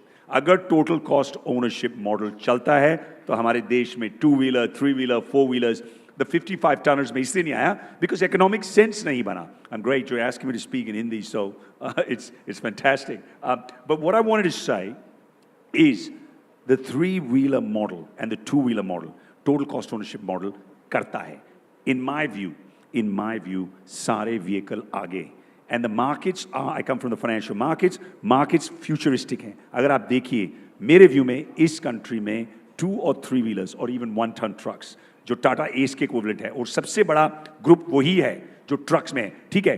The trucks, the bigger trucks are creating the most pollution in this country, but ये जो mess, and you know this is, हम लोग यूरोप और अमेरिका के साथ कंपीट नहीं कर रहे. हमारा 2, 3 और 1-ton ट्रक जो है वो बहुत स्केल में है.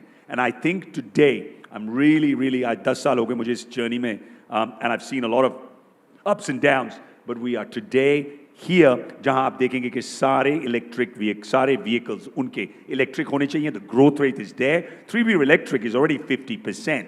And मेरे व्यू में आपको charging infra, the biggest problem is charging infra. Charging infra tier 1 cities में नहीं, Delhi, Mumbai, Bangalore, but you need to go tier 2, 3, 4 cities. अगर हमें ये देखिए, एक और चीज है, बहुत इंपॉर्टेंट मुद्दा है. I'll take 1 second. I know you're talking about 3 wheelers, but energy independence, हमारे देश का सबसे बड़ा मुद्दा energy independence है. Oil price 120 गया, रुपी गिर गया, equity market गिर गई, और from the 3rd largest economy 6, 7 हम लोगों ने energy independence के बारे में सोचा, और हमें अब इतना reactive नहीं, हमें proactive होना पड़ेगा. देखिए, अगर आप, and I'm not a China lover, but what I am saying is they have reduced demand by 6 million barrels a day by going electric. Think about it. At $100 a barrel, they are saving huge amounts of money. So we as a country, we as a nation, हम लोग कहते हैं भारत माता की जय, लेकिन भारत माता के लिए प्यार रखने के लिए काम भी करना पड़ेगा, भाषण से बातें नहीं होगा. So point is 3 wheelers, 2 wheelers and 1-ton trucks, total cost ownership चलता है, काम हो रहा है. The number of green plates are increasing. I want to see more vehicles, मुझे देखने हैं tier 2 और 3 और 4 cities में. Scale आएगा तो cost और भी नीचे जाएगा, ecosystem build करेंगे तो और भी होगा. So this is, you know, ये एक marathon है, ये sprint नहीं है. और इस journey में what I do see now, almost 10 वर्ष हो गए मुझे इस space में, you know, ma'am was very nice कि ma'am ने कहा 4 साल, but ma'am आजकल 10 साल हो गए.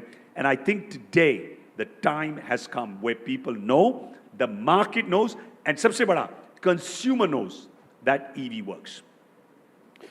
Now let me open this question to all 3 of you. And so we talk about EVs, that sometimes it feels as if electric is the only answer that we have.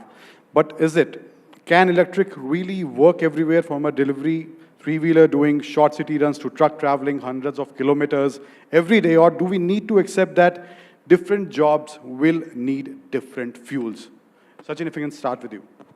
I think I have already covered that different fields, different sectors need different types of fleet applications, and EV will not be the only option. Over a period of time, we may see that some more technologies will come up over a period of time. So I feel that all fuel mix will work, all fuel mix will play in pan-India, and that is the way what I see. The percentage of EV, ICE, biofuel may come then down depending upon the spike in a particular sector, and that may increase or decrease, but I feel that it will be all fuel sectors which will be playing. Thank you. Sharvi, your take. I'll probably ask the same question in a little different way. Can we leapfrog to zero emission? Because today we know that most of our tier 1 cities are unbearable in terms of air quality during winter. At some point of time, I come from Bombay, and we used to feel, oh, हमारा हवा तो बहुत साफ है. It's no longer the case. Even Bombay hits beyond 300, 400 air quality in winters now. So that means maximum, and we are saying that 50% of urbanization is expected by 2040, 2050. That means can we leapfrog to protect at least that 50% dense population by going to zero emission vehicle? And the answer is yes. Because specifically some of the use cases, two-wheeler, probably it's a no-brainer. What he mentioned, absolutely spot on, that these make total cost of ownership sense. And probably personal vehicle, you can still talk about, oh, I want to contribute to sustainability and hence I'm going electric. But commercial vehicle doesn't happen that way. It has to make business sense. Two-wheeler makes business sense. Three-wheeler makes business sense. Some of the medium and heavy-duty use cases make business sense. So the question is, can we leapfrog? And India have established that it can leapfrog. Even during COVID, we leapfrog from BS4 to BS6. No, the entire world was watching. Everyone thought that probably, COVID will delay that transition, but we haven't. So we have ability as a country to leapfrog. I will just probably pull solar has been talked to length. Let's just look at mobile phone as an industry.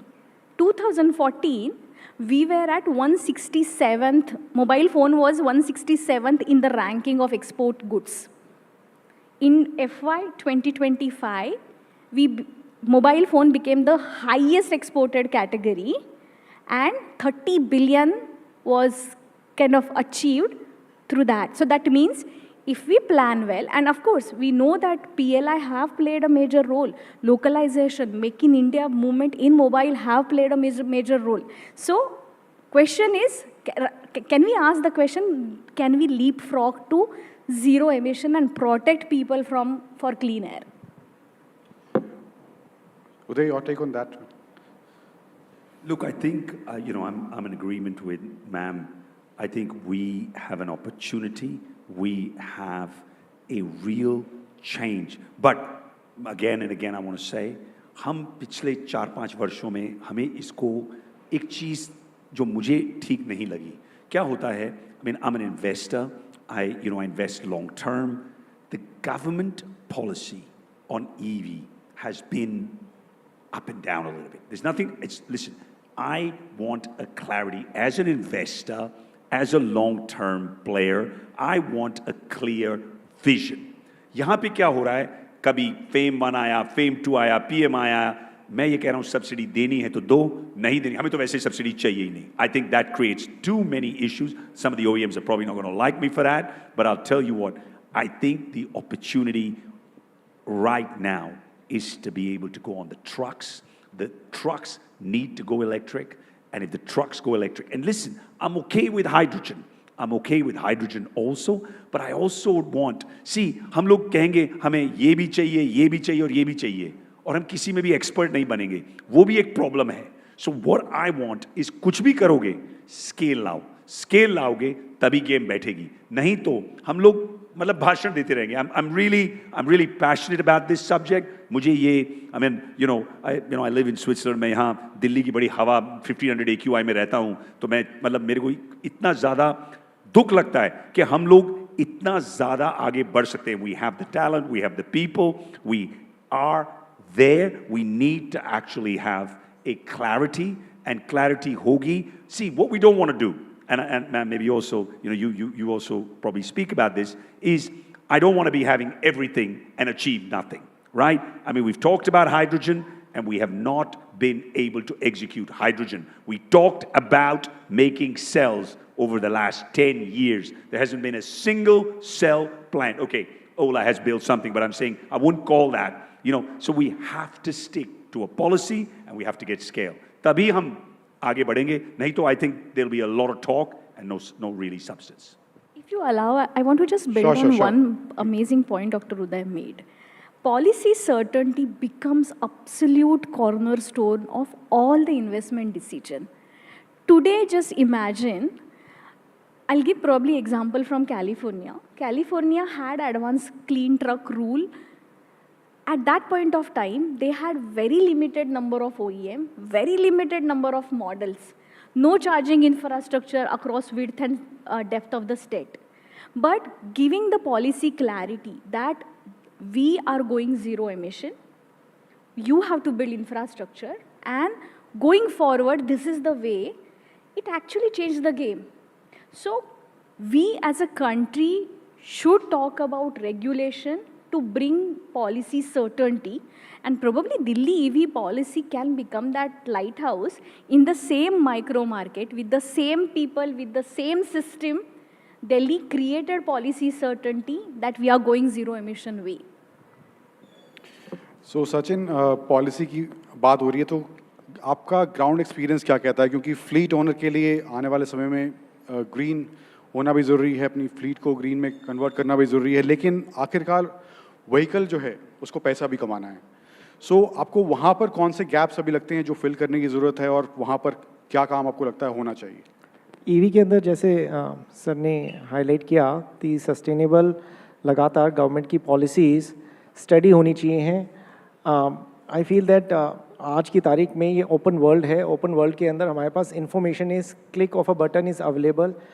सो जो India की growth journey है वो last 10 सालों में speed gain हुआ है 2014 onwards.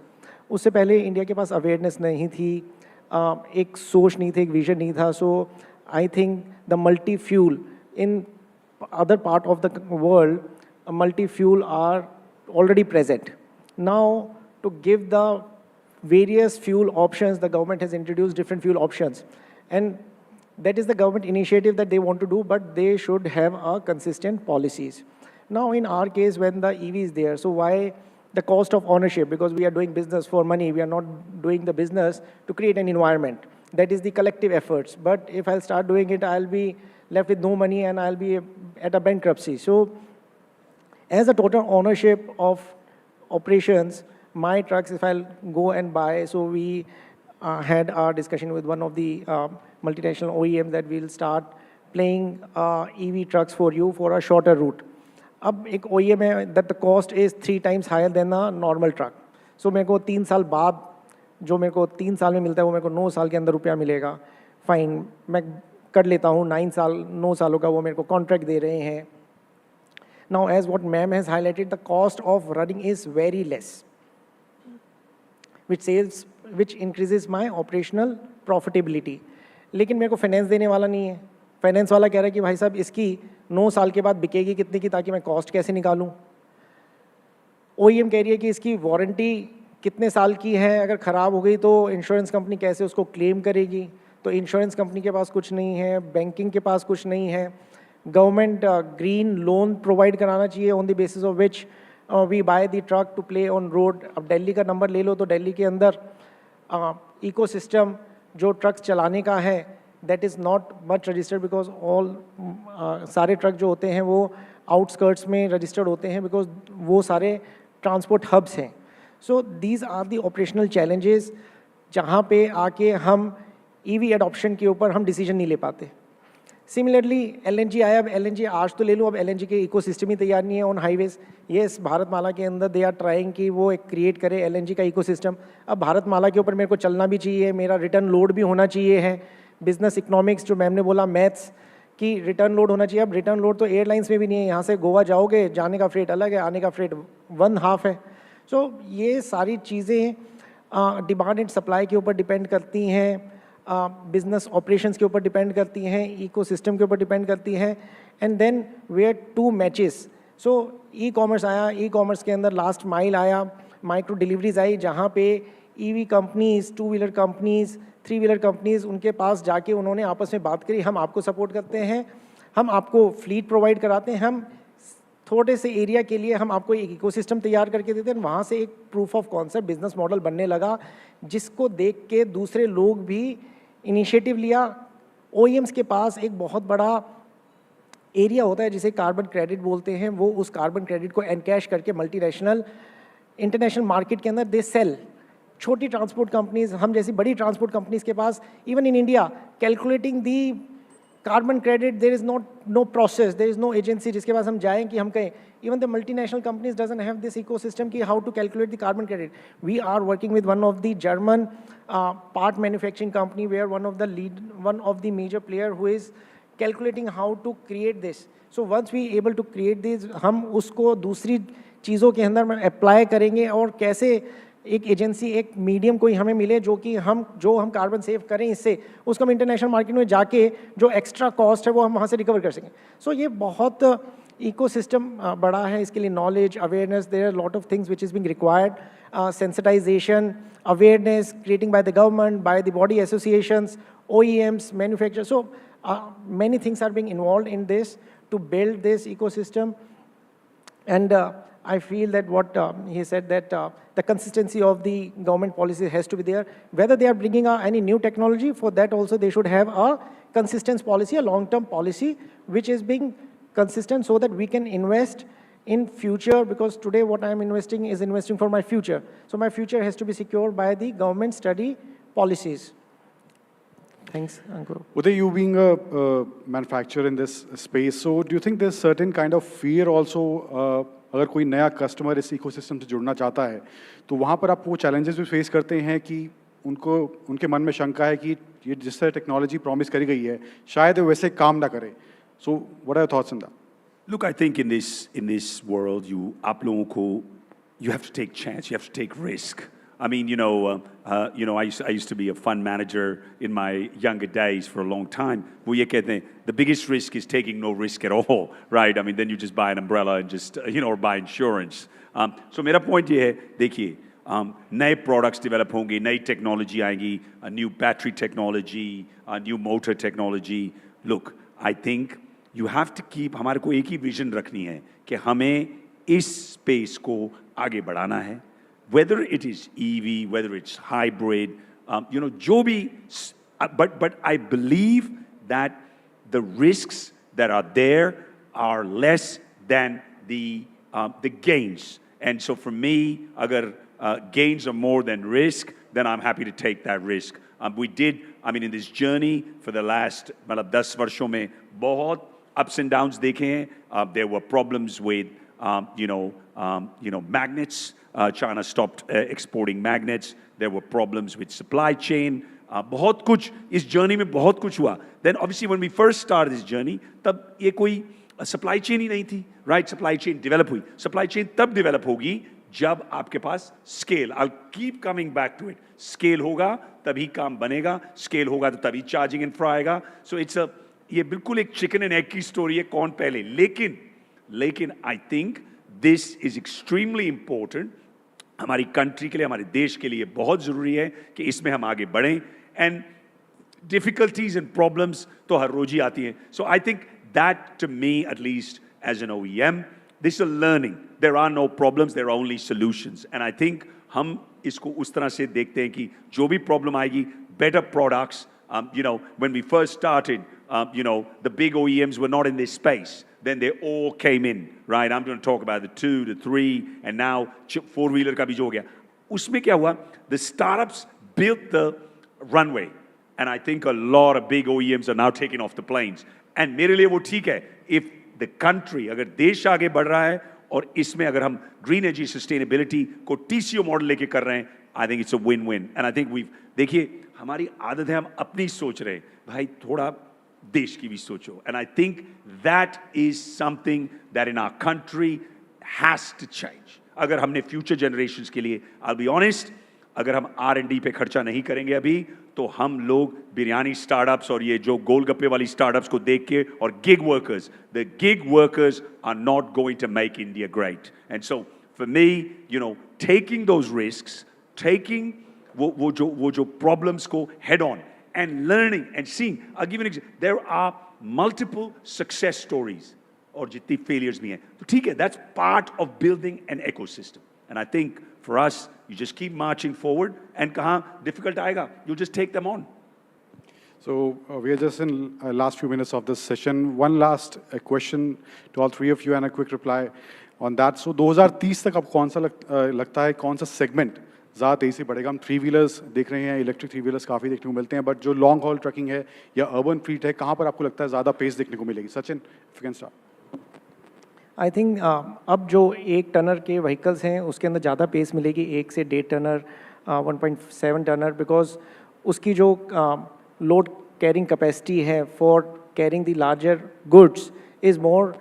2 wheelers is already has penetrated and it's penetrating. 3 wheelers are already penetrating passenger, but now the game is for the large volumes which will be carrying, which he has already highlighted that 1 tonners that plays a major role, and they will be picking the maximum speed in creating this ecosystem.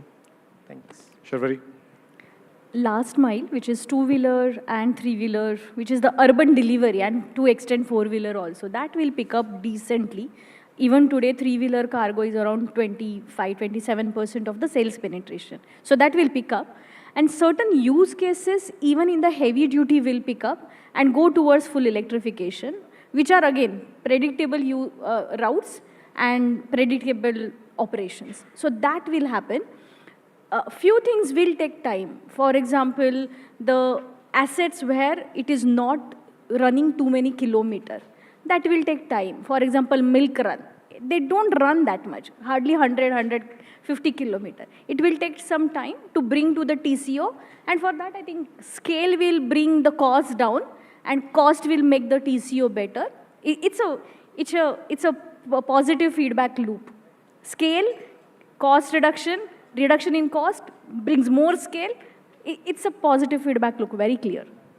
What are your last comments? I think clearly जो space मुझे लगता है, देखो 2-3 wheelers की game बैठ चुकी है. I think जो गेम अब है मेरे व्यू, बसेस का भी बहुत काम हुआ. We didn't talk about buses, but electric buses are really changing the face of Indian mobility.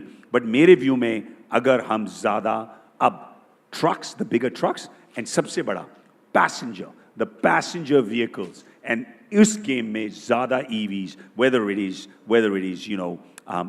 Maruti, whether it's BMW, Mercedes, everybody needs to focus and get that passenger, the second vehicle, and actually the first vehicle. अब range anxiety भी इतनी नहीं रह गई जो पहले थी. मैं फिर कहूँगा चार्जिंग इंफ्रा पे काम करना बहुत ज़रूरी है इस देश में. And मैं 30 साल जरा US में रहा हूँ, तो मैं जरा थोड़ा मार्टिन लूथर किंग का फैन हूँ. So उसकी जो स्पीच थी कि I have a dream, I really do have a dream that हम इस देश को ग्रीन और क्लीन तो तब बनाएं, लेकिन अगर TCO मॉडल बिठा देंगे तो शायद आप सब लोग ग्रीन एनर्जी में आ जाएंगे, और फिर मेरे लिए वो बहुत अच्छा है. I want the future generations of this nation to be living in a cleaner, greener India, but only if the TCO model works. Then आप सब लोग खरीदेंगे, नहीं तो आप सब लोग यहाँ आएंगे, बाहर जाएंगे, फिर सोचेंगे मैं फिर ICE इंजन चलाता हूँ. Nothing against ICE engines, but I think it's time we change towards making this country green and clean. Thank you all so much. Thank you for being part of this panel and the Fuel and Future Summit. Can we have a quick photograph and move on to the next panel?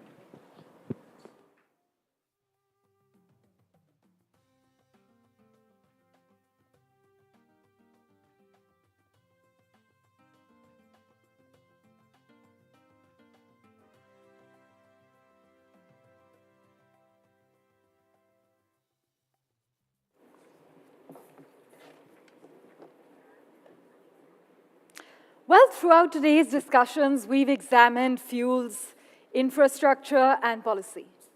Now we arrive at perhaps the most important question of the summit: consumers.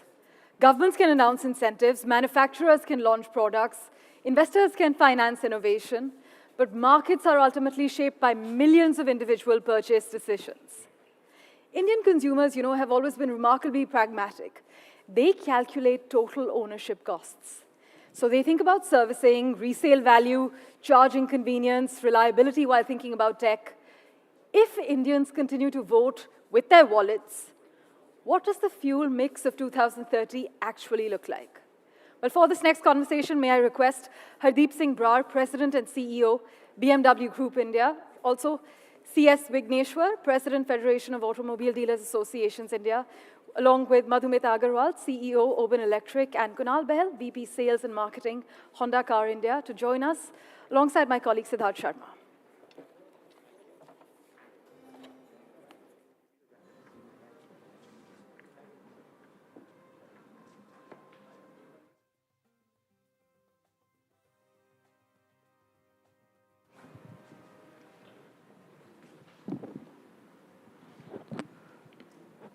All right. Thank you, everyone, my esteemed panelists over here for joining us on the Fuel and Future Summit 2026. Now, the topic is, will India actually buy the future? Demand, price, and behavior. We've talked about various fuel mixes all throughout the second half of Wednesday, and let's get straight into it. Are OEMs building products around the market, and is the demand, or are they trying to just shape the demand through new technologies? This is a question that a lot of consumers ask us here as well. I'd like to begin with you, Hardeep. What are your thoughts on this? So I would say it's a bit of both. I think when we try to crystal ball gazing in the future, we look at what are the technologies which can come in the future. For example, we are thinking about hydrogen in future at a global level. Of course, not in India for the time being. Electrification started about 15 years back when nobody was talking about it. BMW was thinking about electrification, and that's where the letter I came into picture. We used to call it BMW I. So we started it 15 years back, and we can see it is becoming reality today. And that's one of the reasons why BMW today is 26% when the market is just about 6 to 7%. So it is not only about the technology, it's all about the ecosystem. And what I mean by ecosystem here is, it's also about the range, firstly, because, range anxiety is there. How do you bring the charging infrastructure together? And also the price parity. And also, it's not only about the powertrain, but also the kind of features, the tech that you bring in. So it is the entire ecosystem that really, when you bring it together, that magic happens. Of course, you have to listen to the customers as well. What kind of range are they looking at? If a customer who's driving predominantly in the city would not want so much of range, but a customer who's driving long distance, 400, 500, 600 kilometers, that's where people need much longer range. And yes, they start looking at the charging infrastructure. So we have to look into the future, but a lot of inputs come from consumers as well. We were talking earlier, India's fuel stack is going to have a bit of everything. Now, Kunal-san, I want to come to you on this. Do you really think it's, OEM shaping the product cycle? Because being one of the largest engine manufacturers in the world, coming up with even E10 engines when we weren't even talking about ethanol, where do you see that gap in the industry moving? Thank you so much for having me here. So firstly, of course, I agree with what Harpreet said. Largely, as OEMs, our job is to get a lot of new technologies. But the success of those technologies, whether they're sustainable or not, it all depends upon Indian consumers. And if I compare the Indian consumers as compared to other global markets, they're very value conscious. And please take it with a pinch of salt. It doesn't mean they're price conscious. The affordability has gone up. Premiumization has gone up. I mean, we have about 45% of consumers who are buying about more than 1 million cars. So, and you have people buying SUVs, people buying CVTs or automatics. Imagine about 5 years back, it used to be just 13% of automatics, and now we have about 30% of automatics. So I would say technology, whatever OEMs introduce, it's finally how consumers respond. There are numerous technology which we can get, but definitely it has to make a lot of sense. So, to summarize, India can buy any technology, India can buy at the right price, and India can buy the right use case. And as OEMs, we have to be very responsible what we are trying to introduce for the Indian buyers. Now, I want to come to you, Madhumita. You're in the exciting two-wheeler space that has seen mass adoption of EVs. What are your thoughts on this? Are you just building products around market demand, or are you driving the market? Are you driving the market, or are you just building products around market demand? So I think if you look at EV as such, or two-wheeler, let me talk about two-wheeler consumer. So initially when EV started, it was more about cost, right? Everything was around cost, that I'm savings, everything about savings. But this consumer, this industry has now evolved. It has moved towards, value. When we say value, it is also the total cost of ownership, the consumer experience. It's about reliability. It's about technology, superior technologies. That is what is the focus now the consumer is having. And they are ready to pay for it.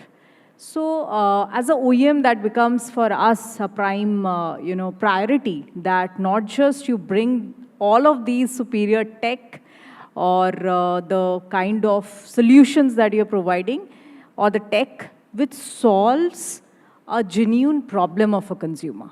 It cannot be just a high-tech thing, but yes, it has to solve a genuine problem. And I think that is where, as OEM, the focus has to be to bring everything, pack everything in a right price. Of course, that remains, that debate remains there. And then offer it to the consumer. CS Vigneshwarji, do you agree with Madhumita over there, like on this, that it has to be the package? What are you seeing from like the entire industry ecosystem? First of all, thanks for asking the dealer last. I will come to you on the second question first now. See, it's most important to see where we are. When we're talking about the fuel and future, even the present is great. I mean, last month we sold more than 3 lakh EVs in India. When I look at the alternative fuels, when I can bracket CNG, LPG, hybrids, and EVs together, we have crossed 40% penetration in passenger vehicles. And we've crossed into the double digits in two-wheelers, and we already in the 60s for the three-wheelers. So the future is already bright. We are pretty much in the future. What needs to be done, perhaps, is also going and having a look at how we are able to deliver this to our customers. We talked about the ecosystem being perfect. Today, I look at the CNG, which has come into our NCR more than 20 years ago, but still we struggle for fuel stations. There are queues, there are long lines. So it's going to be perhaps even more pronounced when it comes to EVs and other technologies. We're talking about hydrogen, ICE hydrogen. We're talking about the gaseous form. It's still not been perfected everywhere. So it's going to be a long journey, but even the previous panel talked about it, that it has to be properly roadmapped. All of us need to work together as an industry. And I agree with her when she talks about how it has to be packaged properly and given to the customer. Now, as promised, my second question comes to you first. You rightly pointed out, like, EVs are a growing market, but what will it take for EVs and other clean mobility solutions, especially here in India, to become, genuine mass market products? Because the consumer still wants to go get an ICE vehicle over an EV still. It's again the ecosystem which we need to concentrate on. First of all, the acquisition cost has to be a lot more reasonable compared to ICE engines, and mass production, mass markets would bring that to you. You also talk about total cost of ownership, which needs to make sense. It's not about the cost of the vehicle alone, it also needs to be financed. The insurance companies have to be also forthcoming to come forward and insure these vehicles. There are bottlenecks and there are hesitancies over here. At the end of the day, we also talk about the resale value.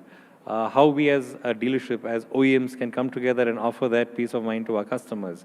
Charging infrastructure has been talked at length, but unfortunately, even the most developed countries having EVs have not really hit the nail on the head when it comes to charging infrastructure. Either it's not there, or it's not working, or there are long queues again there, let's say in countries in Europe, America, and even in Japan. So unless we get all this holistically done, it's going to be a challenge, but it's not kind of a challenge which we can afford to miss. We need to be there. Kunal-san, you are testing an EV all over India right now. Do you agree with Vigneshwarji over here? In terms of infrastructure, that's still a challenge. That's why we are not seeing in Honda. Yeah, of course. What he's saying makes a lot of sense. But let me just add a couple of points to what he said. First of all, no matter like OEMs or government would like that we should have a cleaner fuel, that's not the reason why customers buy it.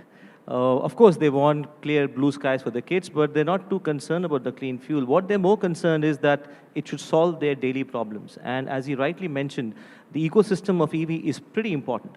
And, just off late, I was visiting a couple of dealerships, and what is interesting is that a lot of times when a customer comes, an ICE customer when he comes, he is actually looking at the cost of acquisition of a product, which is called as capital expenditure. But in case of EV, it is not the CapEx alone. It is the OpEx, which means the capital expenditure plus the operating expenditure, which he was trying to say, it's all together. That what is the resale value of my car after the period of usage? What is the kind of fuel consumption it's going to do in terms of battery? So very important, not just from OEM side, but the one he's representing, which is the dealer side.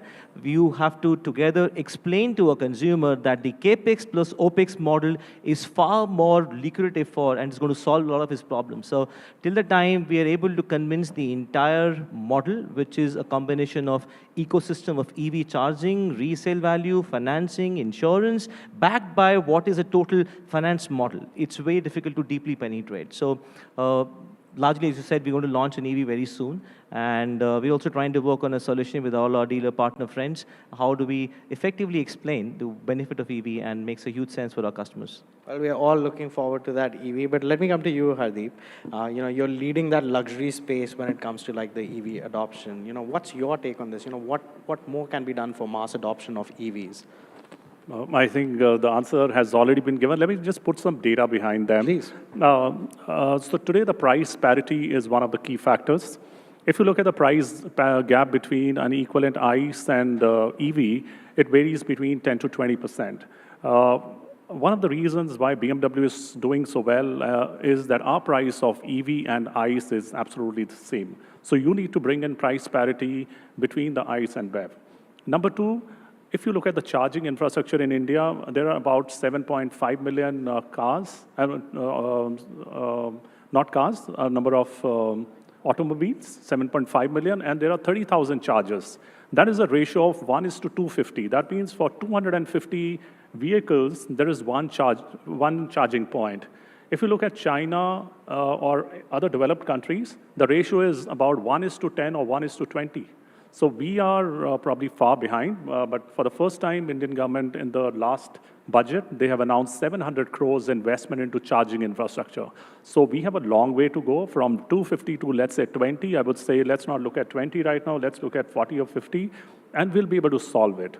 Another point is where you need charging infrastructure. You need it on highways.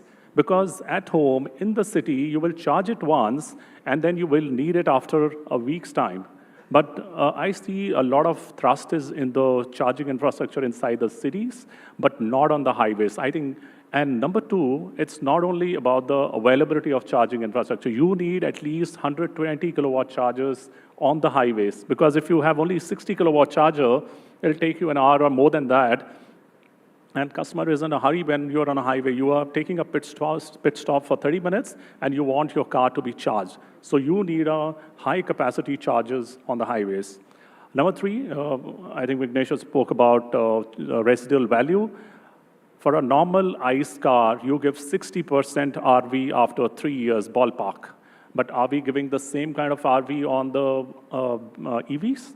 I don't think so. So we need to bring in, and and that is also one of the reasons why BMW is doing well, because we are giving very high residual value on an EV, and you don't have to pay your EMIs on that particular part. You are paying EMI only on 40% of the car value. So that means when you are buying a BMW, you are paying equivalent amount of EMIs as a mass market car. The only difference is you don't get the car at the end of the tenure, right? So these are some of the data points which I felt are very relevant for this. And the last thing is the range anxiety.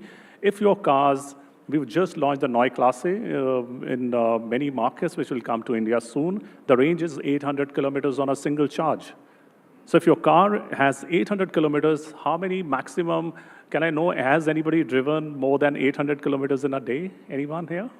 Okay, yeah, those may be enthusiasts who would do 1,200 kilometers. But yes, in that case, you will definitely find a charging infrastructure on the way if you're driving 1,200 kilometers. I've recently driven, I have had about 6 trips to Punjab, almost like 400 kilometers, and once I did 600 kilometers in a day. And yes, you need a little bit of calculation. You need to know where the charging infrastructure is, and you need to know which app to go for.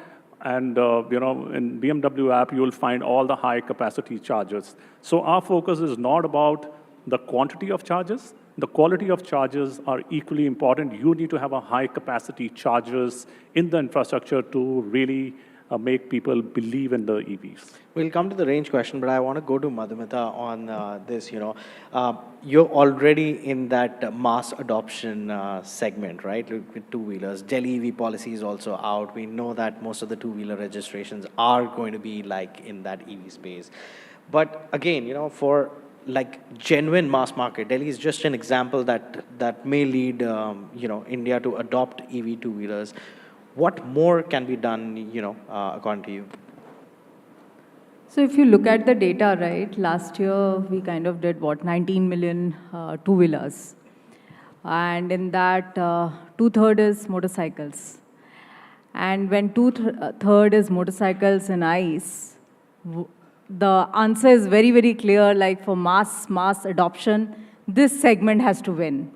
So a lot has to be done in the motorcycle segment. More EV motorcycles have to come. And the story remains same, right? Only in motorcycles things change, that expectation of the consumer is very different, right? The OEM have a more greater responsibility because there is a performance play, there is a design play, and there is a kind of a different ownership experience that consumer looks at. And then the other stakeholder remains the same, what the panelists have mentioned, that the financing should be there, the policies plays an important role, or the charging infra plays an important role. So for me, or I would say this two-wheeler segment to really transition, the mass real transition, has to happen when motorcycles will evolve, more electric motorcycles come on road. And everyone here knows that India rides on motorcycle, right? So this segment has to win. In two-wheelers, the real transition to happen. So I think it's the electric motorcycle era, I would say, is next. We have seen the consolidation in the scooter side. Now the next era would be of motorcycle, and that is how we will get into the real transition in the two-wheeler segment. My entire panel over here is very bullish when it comes to EVs. But, one question that everyone in the audience has, including me at times when I'm riding EVs or driving EVs, and let me start with you, Kunal-san, this time. How much range is actually enough? Is it like a psychological barrier from the consumer, or is it more or less like, hey, this range I'm good with for either city or highway driving? Yeah, that's an interesting one. Actually, there's a lot of data available on the net. You can Google it, but I can say it from the Honda side. We have more than 1.5 million customer base, and if you analyze, the average running per day varies in 30 to 40 kilometers a day. So probably if you have a working week of 6 days, it means about 250 kilometers. But still, the idle range could be 350 to 400 kilometers is the idle range. But the interesting point is consumers, they do not buy an EV car with the range depending upon this law of averages. They buy it with that fear of, what if fallacy, that if I, as Harpi-san said, going to Punjab frequent times, I'm not sure on the road he ran, he was good at running. So anyway, so whether you use those Delhi to Chandigarh or Mumbai to Pune or Bangalore to Mysore, those are less than 10% trips which you do, but the decision is made on that. So, and that is where it's very important to have a charging infrastructure to support this decision. So that is one thing which I would like to mention. But the other important point here is that the CPOs, which are the charging point operators, which are plenty now, but the problem is for every charging operator, you need to have a new application, and which means couple of applications, which means couple of wallet balance, you need to have it. So as an OEM, you need to have a solution wherein you just have one app, and it covers all the charging point operators in India. And as Harpreet was trying to say, that we have 30,000 odd charging stations or charging point operators. So you cannot have 10, 15 applications on your phone. So imagine I have a solution where I have it. Of course, I have a charger at my home, which solves the problem for a week. Probably once a week I have to charge. And if I have to go on outstation visit, I have just a small application, and I can just fetch which charger is available, which is a working one, as he was trying to say, and I can just pay it on the phone itself. So it's how you make it more convenient to buyers, and nothing stops me to buy an EV if that problem is sorted. So what you're trying to suggest is that it's not that psychological, but what we need to have is like a UPI kind of an app for charging. Yeah, I mean, why not? Imagine 5 years back, I'm sure everybody understands that nobody, probably before COVID, we were never used to UPI payments. Maybe 1 year back, we were not even used to fast-tag payments. We were not used to having Zeptos and Amazons and Zomatos coming 11 o'clock in the night. We were not used to it. So eventually, everything is getting digitalized. So why not charging getting digitalized to give you that confidence? And I'm pretty sure the day that happens, we're all talking in a panel today that the first question was, how soon can we catch the EV bus? But I'm sure that would be pretty much behind. So yeah, that's the whole solution, how we make it convenient. How did you, Hardeep, at BMW overcome that psychological barrier with your customers, like when it came to like range anxiety? As I mentioned, our first point was to give a range which becomes the best in the category. So when it is BMW, it has to be nothing but the best.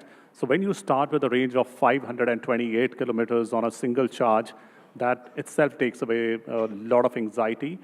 As I said, my hometown is 400 kilometers and on a highway, and I don't know how many of you know, when you go on a very high speed, which is, when you look at the new highways, when you're driving at a speed limit of 120 kilometers per hour, it really sucks your battery.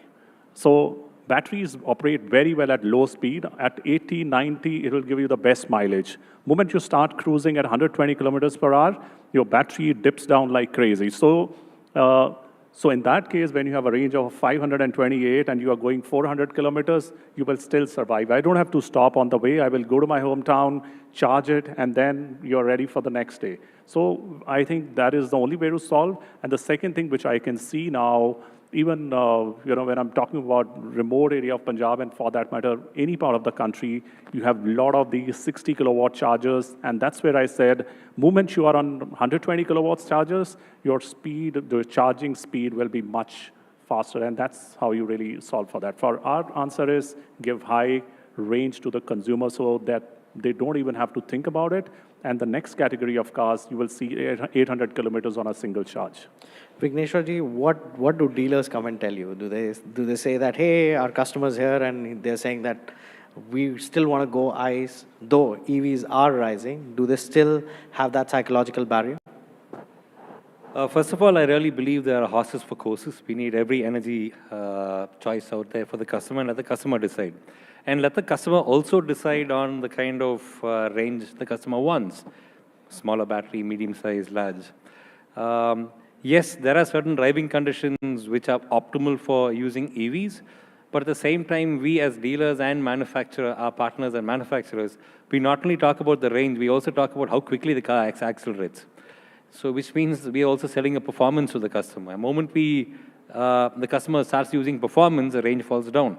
So we probably need to get there, first of all, to beat range anxiety, to also make sure that we have a more realistic range which is given to the customer. We can't expect the customer to drive at an optimal range because the customer has paid a lot of money and the customer wants to enjoy the car. So publishing more realistic range numbers is extremely important. It is also important that we educate the customer. The customer today is absolutely educated. In fact, we get to learn a lot of things at dealerships. But we also need to educate the customer regarding how to use the car. And these things are extremely important to actually work as an industry and take to the customer. And if you talk about the next kind of availability of these vehicles, where we need to start pushing them is definitely at the tier 2, tier 3 cities. Not only is the usage patterns better in terms of speeds, but most tier 2, tier 3 cities have their own private parking, which solves the issue of EV chargers because they can always charge it overnight. This is not available in tier 1 cities. In metros, it's horrendous to find parking spaces, and definitely you can't have lines running from your parking space to your house. So that's something, the next frontier, tier 2, tier 3 cities, if we can start concentrating on them, I think the EV transition would be even faster. One segment that we don't see a lot of range anxiety coming up is yours, two-wheeler segment. Do you see like customers coming and asking you for more range on your motorcycles now? So if you look at, 90% of two-wheeler segment is commuter. When we say commuter, it is basically day-to-day run is as per, the latest data of Niti Aayog, you see, it is like 35 to 45 kilometer per day for daily use purpose. So today EV has evolved to that at least, minimum of 150 kilometer to, 160, even 200 kilometer. That is what EVs have started offering, two-wheelers especially I'm talking about. So from a range perspective, I don't think that it holds true now for a two-wheeler consumer. They are very comfortable if 100-kilometer range they are getting. Just like mobile phone, they are coming home and charging it, and which is a much, much convenient aspect.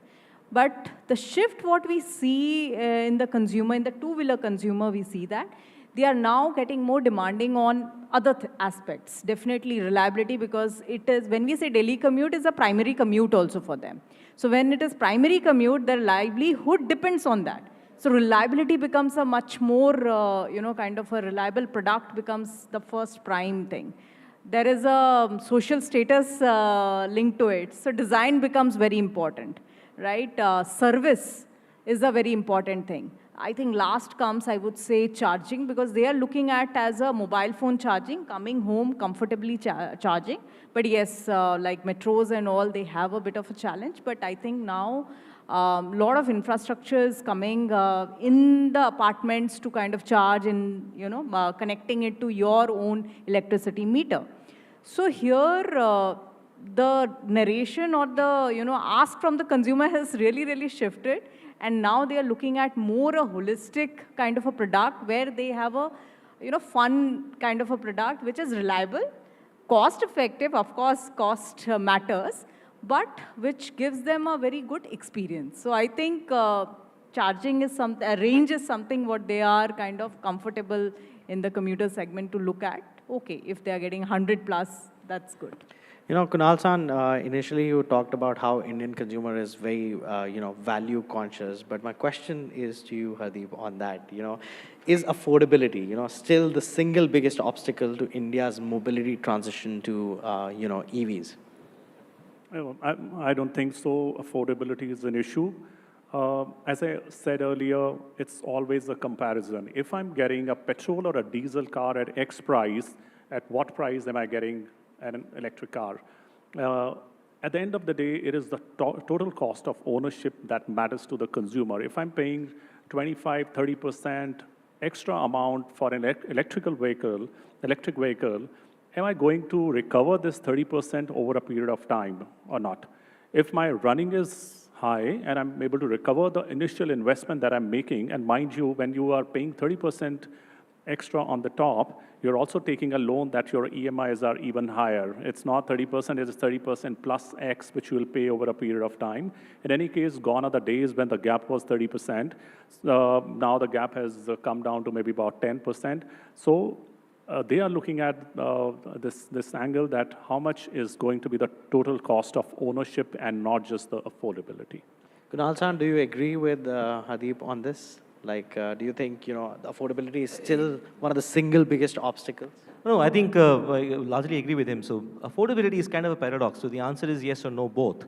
If you're able to convince him on the value, that's what I said in the beginning. I mean, affordability is not a concern, very frankly speaking, So thanks to a lot of financing solutions at Honda, if you go to a showroom, probably we'll have 32 finance schemes which you can choose on. So somebody wants a low EMI, somebody wants to have a longer tenure, somebody wants to have a balloon payment. So all that is now easily possible. So affordability definitely is not a big concern from that perspective, but definitely one has to explain that overall, as Harpreet said, the total cost of ownership, if you explain him properly, I don't think so that's a big problem. Madhumita, your thoughts on that? Because, two-wheelers initially when they came in, they were super expensive on the EV side. Absolutely, affordability is a concern in two-wheeler. So that is something very, very different. I knew you would say that, but go ahead, finish your thoughts there. So it is very, very different when compared to a car. When we say affordability in two-wheelers, the two-wheeler market is kind of defined. If there is a 90% of market comes under below 150,000, and that consumer, I have been also that consumer once on a time. So that consumer has that kind of a budget. We have that budget. It is if you explain me also that, I'm going to recover and all, but the upfront cost has something which I won't be able to afford as a consumer. So that upfront cost is something really matters, and that is where I think as a OEM, for us, it becomes a lot of task on the innovation and technology side, that how do we solve that to get this affordability? And with scale also, scale also plays that. So in two-wheelers, it is very, very critical to have that upfront cost in that bracket, the consumer, where whether it's a mid-segment, 1,25,000 or below 1 lakh or 1,50,000, right? So it is a very important factor in this. And I think the solution for that is technology. The solution for that is vertical integration. The solution for that is scale. So yes, I think we are reaching there. Let's talk to Vigneshwarji. That is where the consumer comes and gives their money. So are we seeing like consumer more being open to EVs in terms of affordability, or are they still questioning that? Today, the affordability of EVs also is much better than what was a year back. And apart from that, we're also seeing that a lot of acceptance is there with the customers. And Indian customers are extremely demanding in terms of features, in terms of cost. So everything is a problem, and everything has a solution. And these solutions are actually available within our country. And as rightly pointed out by Madhumita, it all depends upon the scale. Moment we get on scale, we can afford a lot of things. Moment we get on integration, we can afford a lot of things. These costs is going to come down. And even if the cost comes down, the Indian customer would still call it expensive. So we are extremely thrifty in the way we spend. We are extremely sensible in the way we think. And features are important, safety is important, so is the price. At the end of the day, we want everything, but at a good price. So we want everything at nothing. So everything at nothing. So there you go. Final thoughts. Thank you so much for joining us on this panel as we conclude this. Thank you so much, everyone, for joining us on the summit. Let's get a quick picture as well.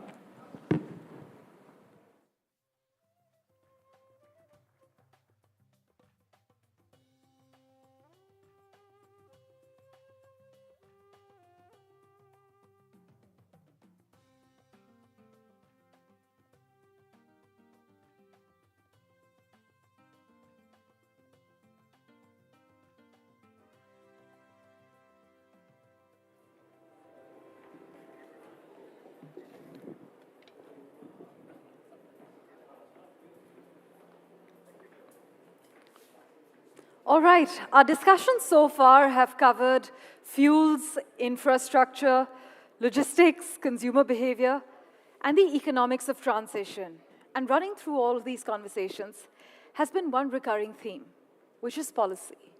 You see, from expanding the world's second largest road network to championing ethanol blending, flex fuel vehicles, green highways, biofuels, and hydrogen, Shri Nitin Gadkari has consistently argued that cleaner mobility and economic growth must advance together. In fact, some of his ideas have attracted widespread support. Others have sparked vigorous debate, but few would disagree that he has shaped India's transport conversation more than anyone else has over the past decade.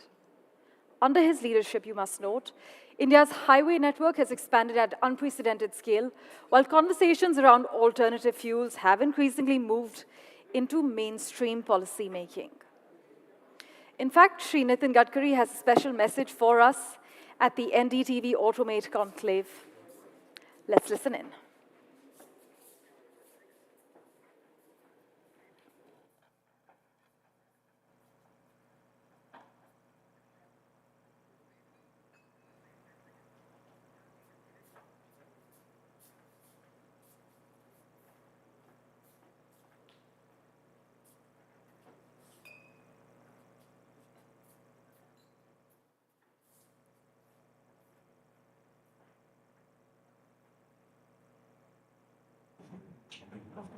नमस्कार।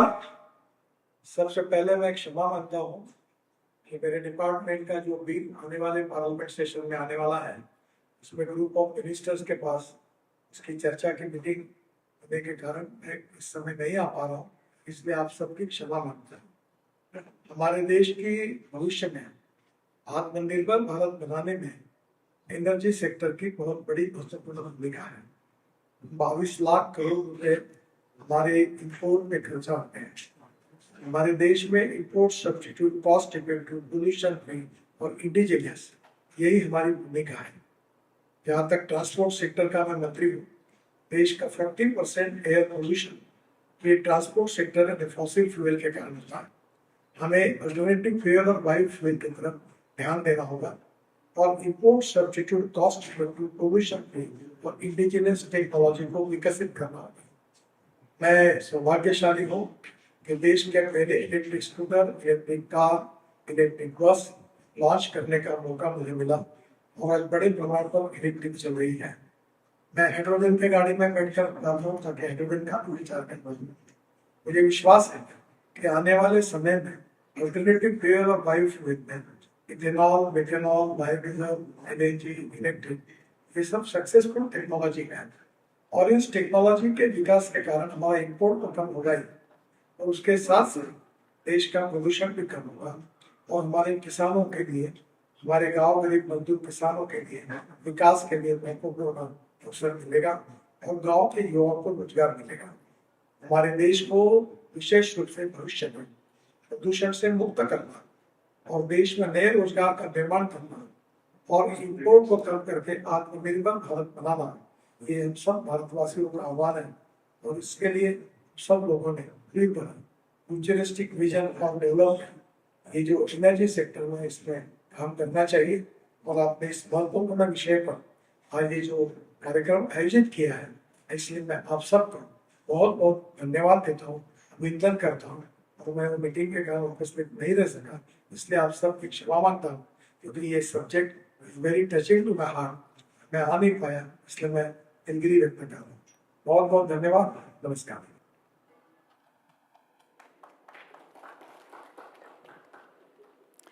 Well, ladies and gentlemen, as today's discussions have demonstrated, India's mobility transition isn't about choosing one technology over another. It's about building an ecosystem where innovation, infrastructure, policy, and consumer confidence reinforce one another. The road to 2030 will not be shaped by a single breakthrough. It will be shaped by thousands of decisions made by policymakers, entrepreneurs, engineers, manufacturers, and consumers alike. On behalf of everyone at NDTV, thank you to our distinguished speakers, our partners, all of you for making this summit such an engaging exchange of ideas. We truly hope that the conversations begun here continue in boardrooms, they continue in laboratories, in ministries, and manufacturing plants across the country. Thank you so much for joining us. The Fuel and Future Summit is co-powered by KEI Wires and Cables, Green Energy Partner, TrueAlt Bioenergy, Impact Partner, Adani Ports and Special Economic Zone Limited, Associate Partner, Levanto Green, and State Partner, Government of Uttarakhand. We would now like to invite you all for dinner as well. Thank you so much for joining us.